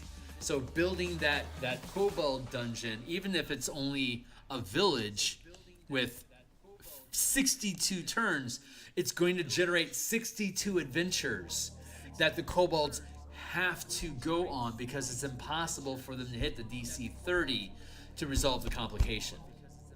So they're going to be churning through soldiers, fighting monsters, getting crushed by cave-ins, having orcs raid them because they're halfway done. It looks good to us. Let's just let it go. A Bulette breaks in. Umber Hulks or Hook Horrors start digging through in the lower levels. Poison gas is released on accident. The village has a plague, so they don't have enough food to be able to keep healthy, so they can't continue the project. Problem after problem after problem after problem, and if you wanted to make that a theme in your adventure of building this underground complex and running a bunch of kobolds as your characters, then each, like if you had a town size of kobolds, you've basically got 7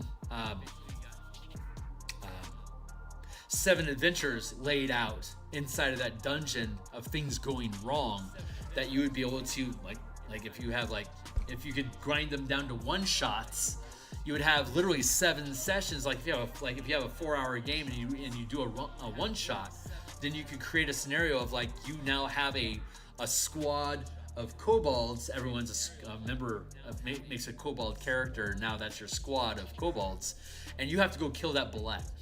I don't care how you kill it, but you got to get rid of it, and that's your adventure. And that could be a one shot, like defeat this CR6 Bulette, and you have 2nd level kobolds in your team. So that's your adventure this week. Next week it'll be something different.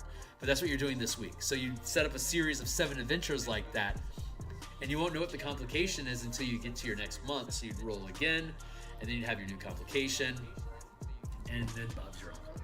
So because you would be able to, a town would be able to have the duration of your order last 1 month. It would be every Bastion turn unless you invest the points needed to maintain the order. And at 3rd rank for 1 month, you'd have to spend 3 Bastion points to sustain that order, and you're going to be forced to do a reroll each month. Otherwise, if you don't have those 3 points to invest, you're going to have to make a weekly check, and you're always going to fail. Well, you're probably going to fail, because at best you can roll a 31 with a perfect die roll. So you only have a margin of an error out of 1 out of 31. A 31 or a 30 will succeed at the task because of the overall cost. So you can see how this can create endless problems if a low-level character is trying to create something really big.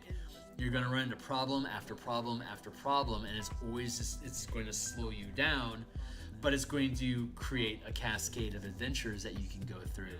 The theme, the language of this whole campaign is about building this dungeon, and when that's complete, then you could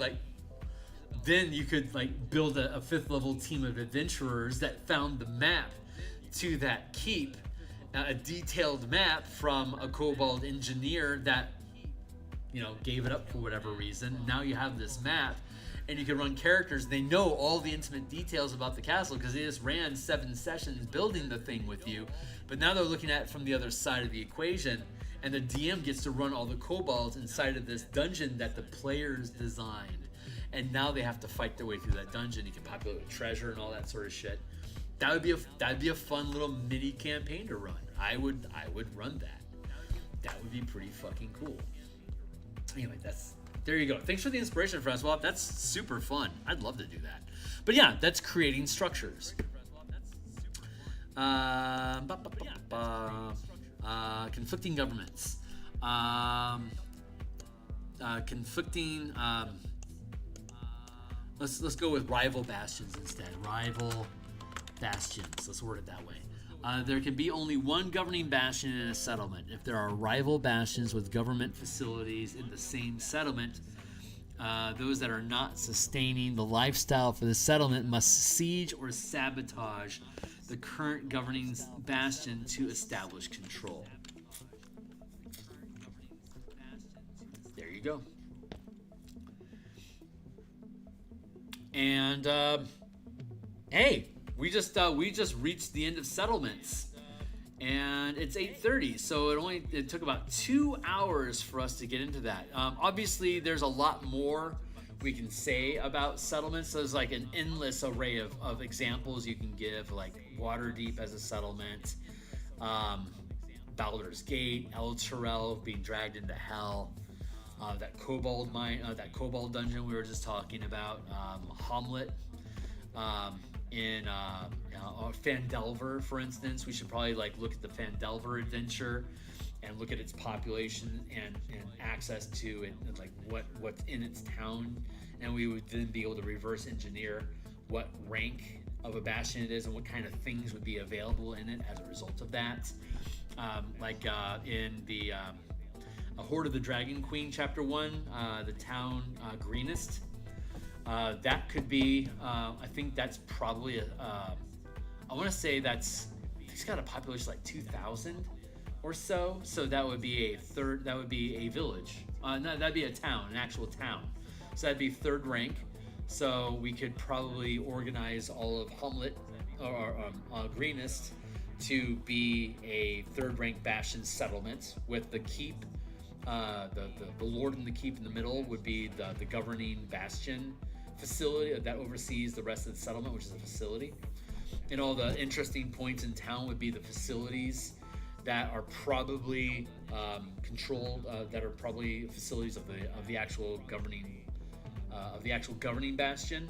And then the rest of the community homes and town shops and inns and stuff would be independent bastions that are operating inside of the Greenest settlement. So breaking down a community like that would probably be really useful for us, just as an example.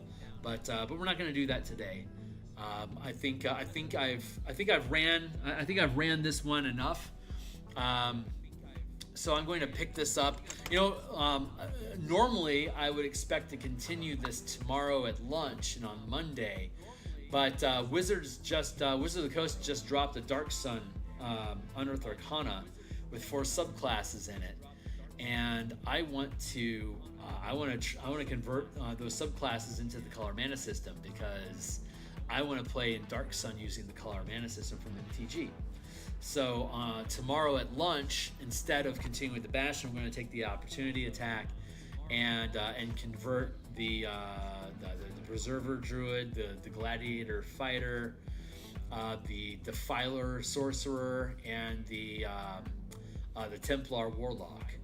We'll probably get through. I reckon we'll get through Druid and Fighter tomorrow at lunch, and then if everything goes smoothly, then on Tuesday lunch we'll finish the other 2, and on Monday night we'll come back here around 6 o'clock Monday night. We'll come back and we'll start working on commanding armies, and then we'll go through that content and probably have time to get into Bastion conflicts and sieges and sabotage. And once we get through those, I reckon by Thursday night we'll start working on refining the Bastion events and complications, and that should finish, because I'm still happy. I've already looked over the appendix. I'm happy with it so far. So that means by this time next week, we'll probably be building examples by extracting stuff from different adventures, like Storm King's Thunder, Horde of the Dragon Queen, Lost Mines of Phandelver, Ravnica, Strixhaven, different examples from different campaign pieces for us to assemble. So next couple weeks, we'll be done with our second pass of mechanics to lock down how the system works, and then it's just a matter of providing enough examples and details so that people understand the context of how these mechanics work and the breadth and variety of things that they can actually do with it, like mixing and matching and building campaigns, and like maybe run through a few sample examples of like a campaign in play, showing an ongoing narrative as a result of successes and failures. So that should be a lot of fun. So yeah, that's it for now. I'm going to go ahead and sign off for the night, and I'm going to do some Eberron art offline and have time to myself in that sense.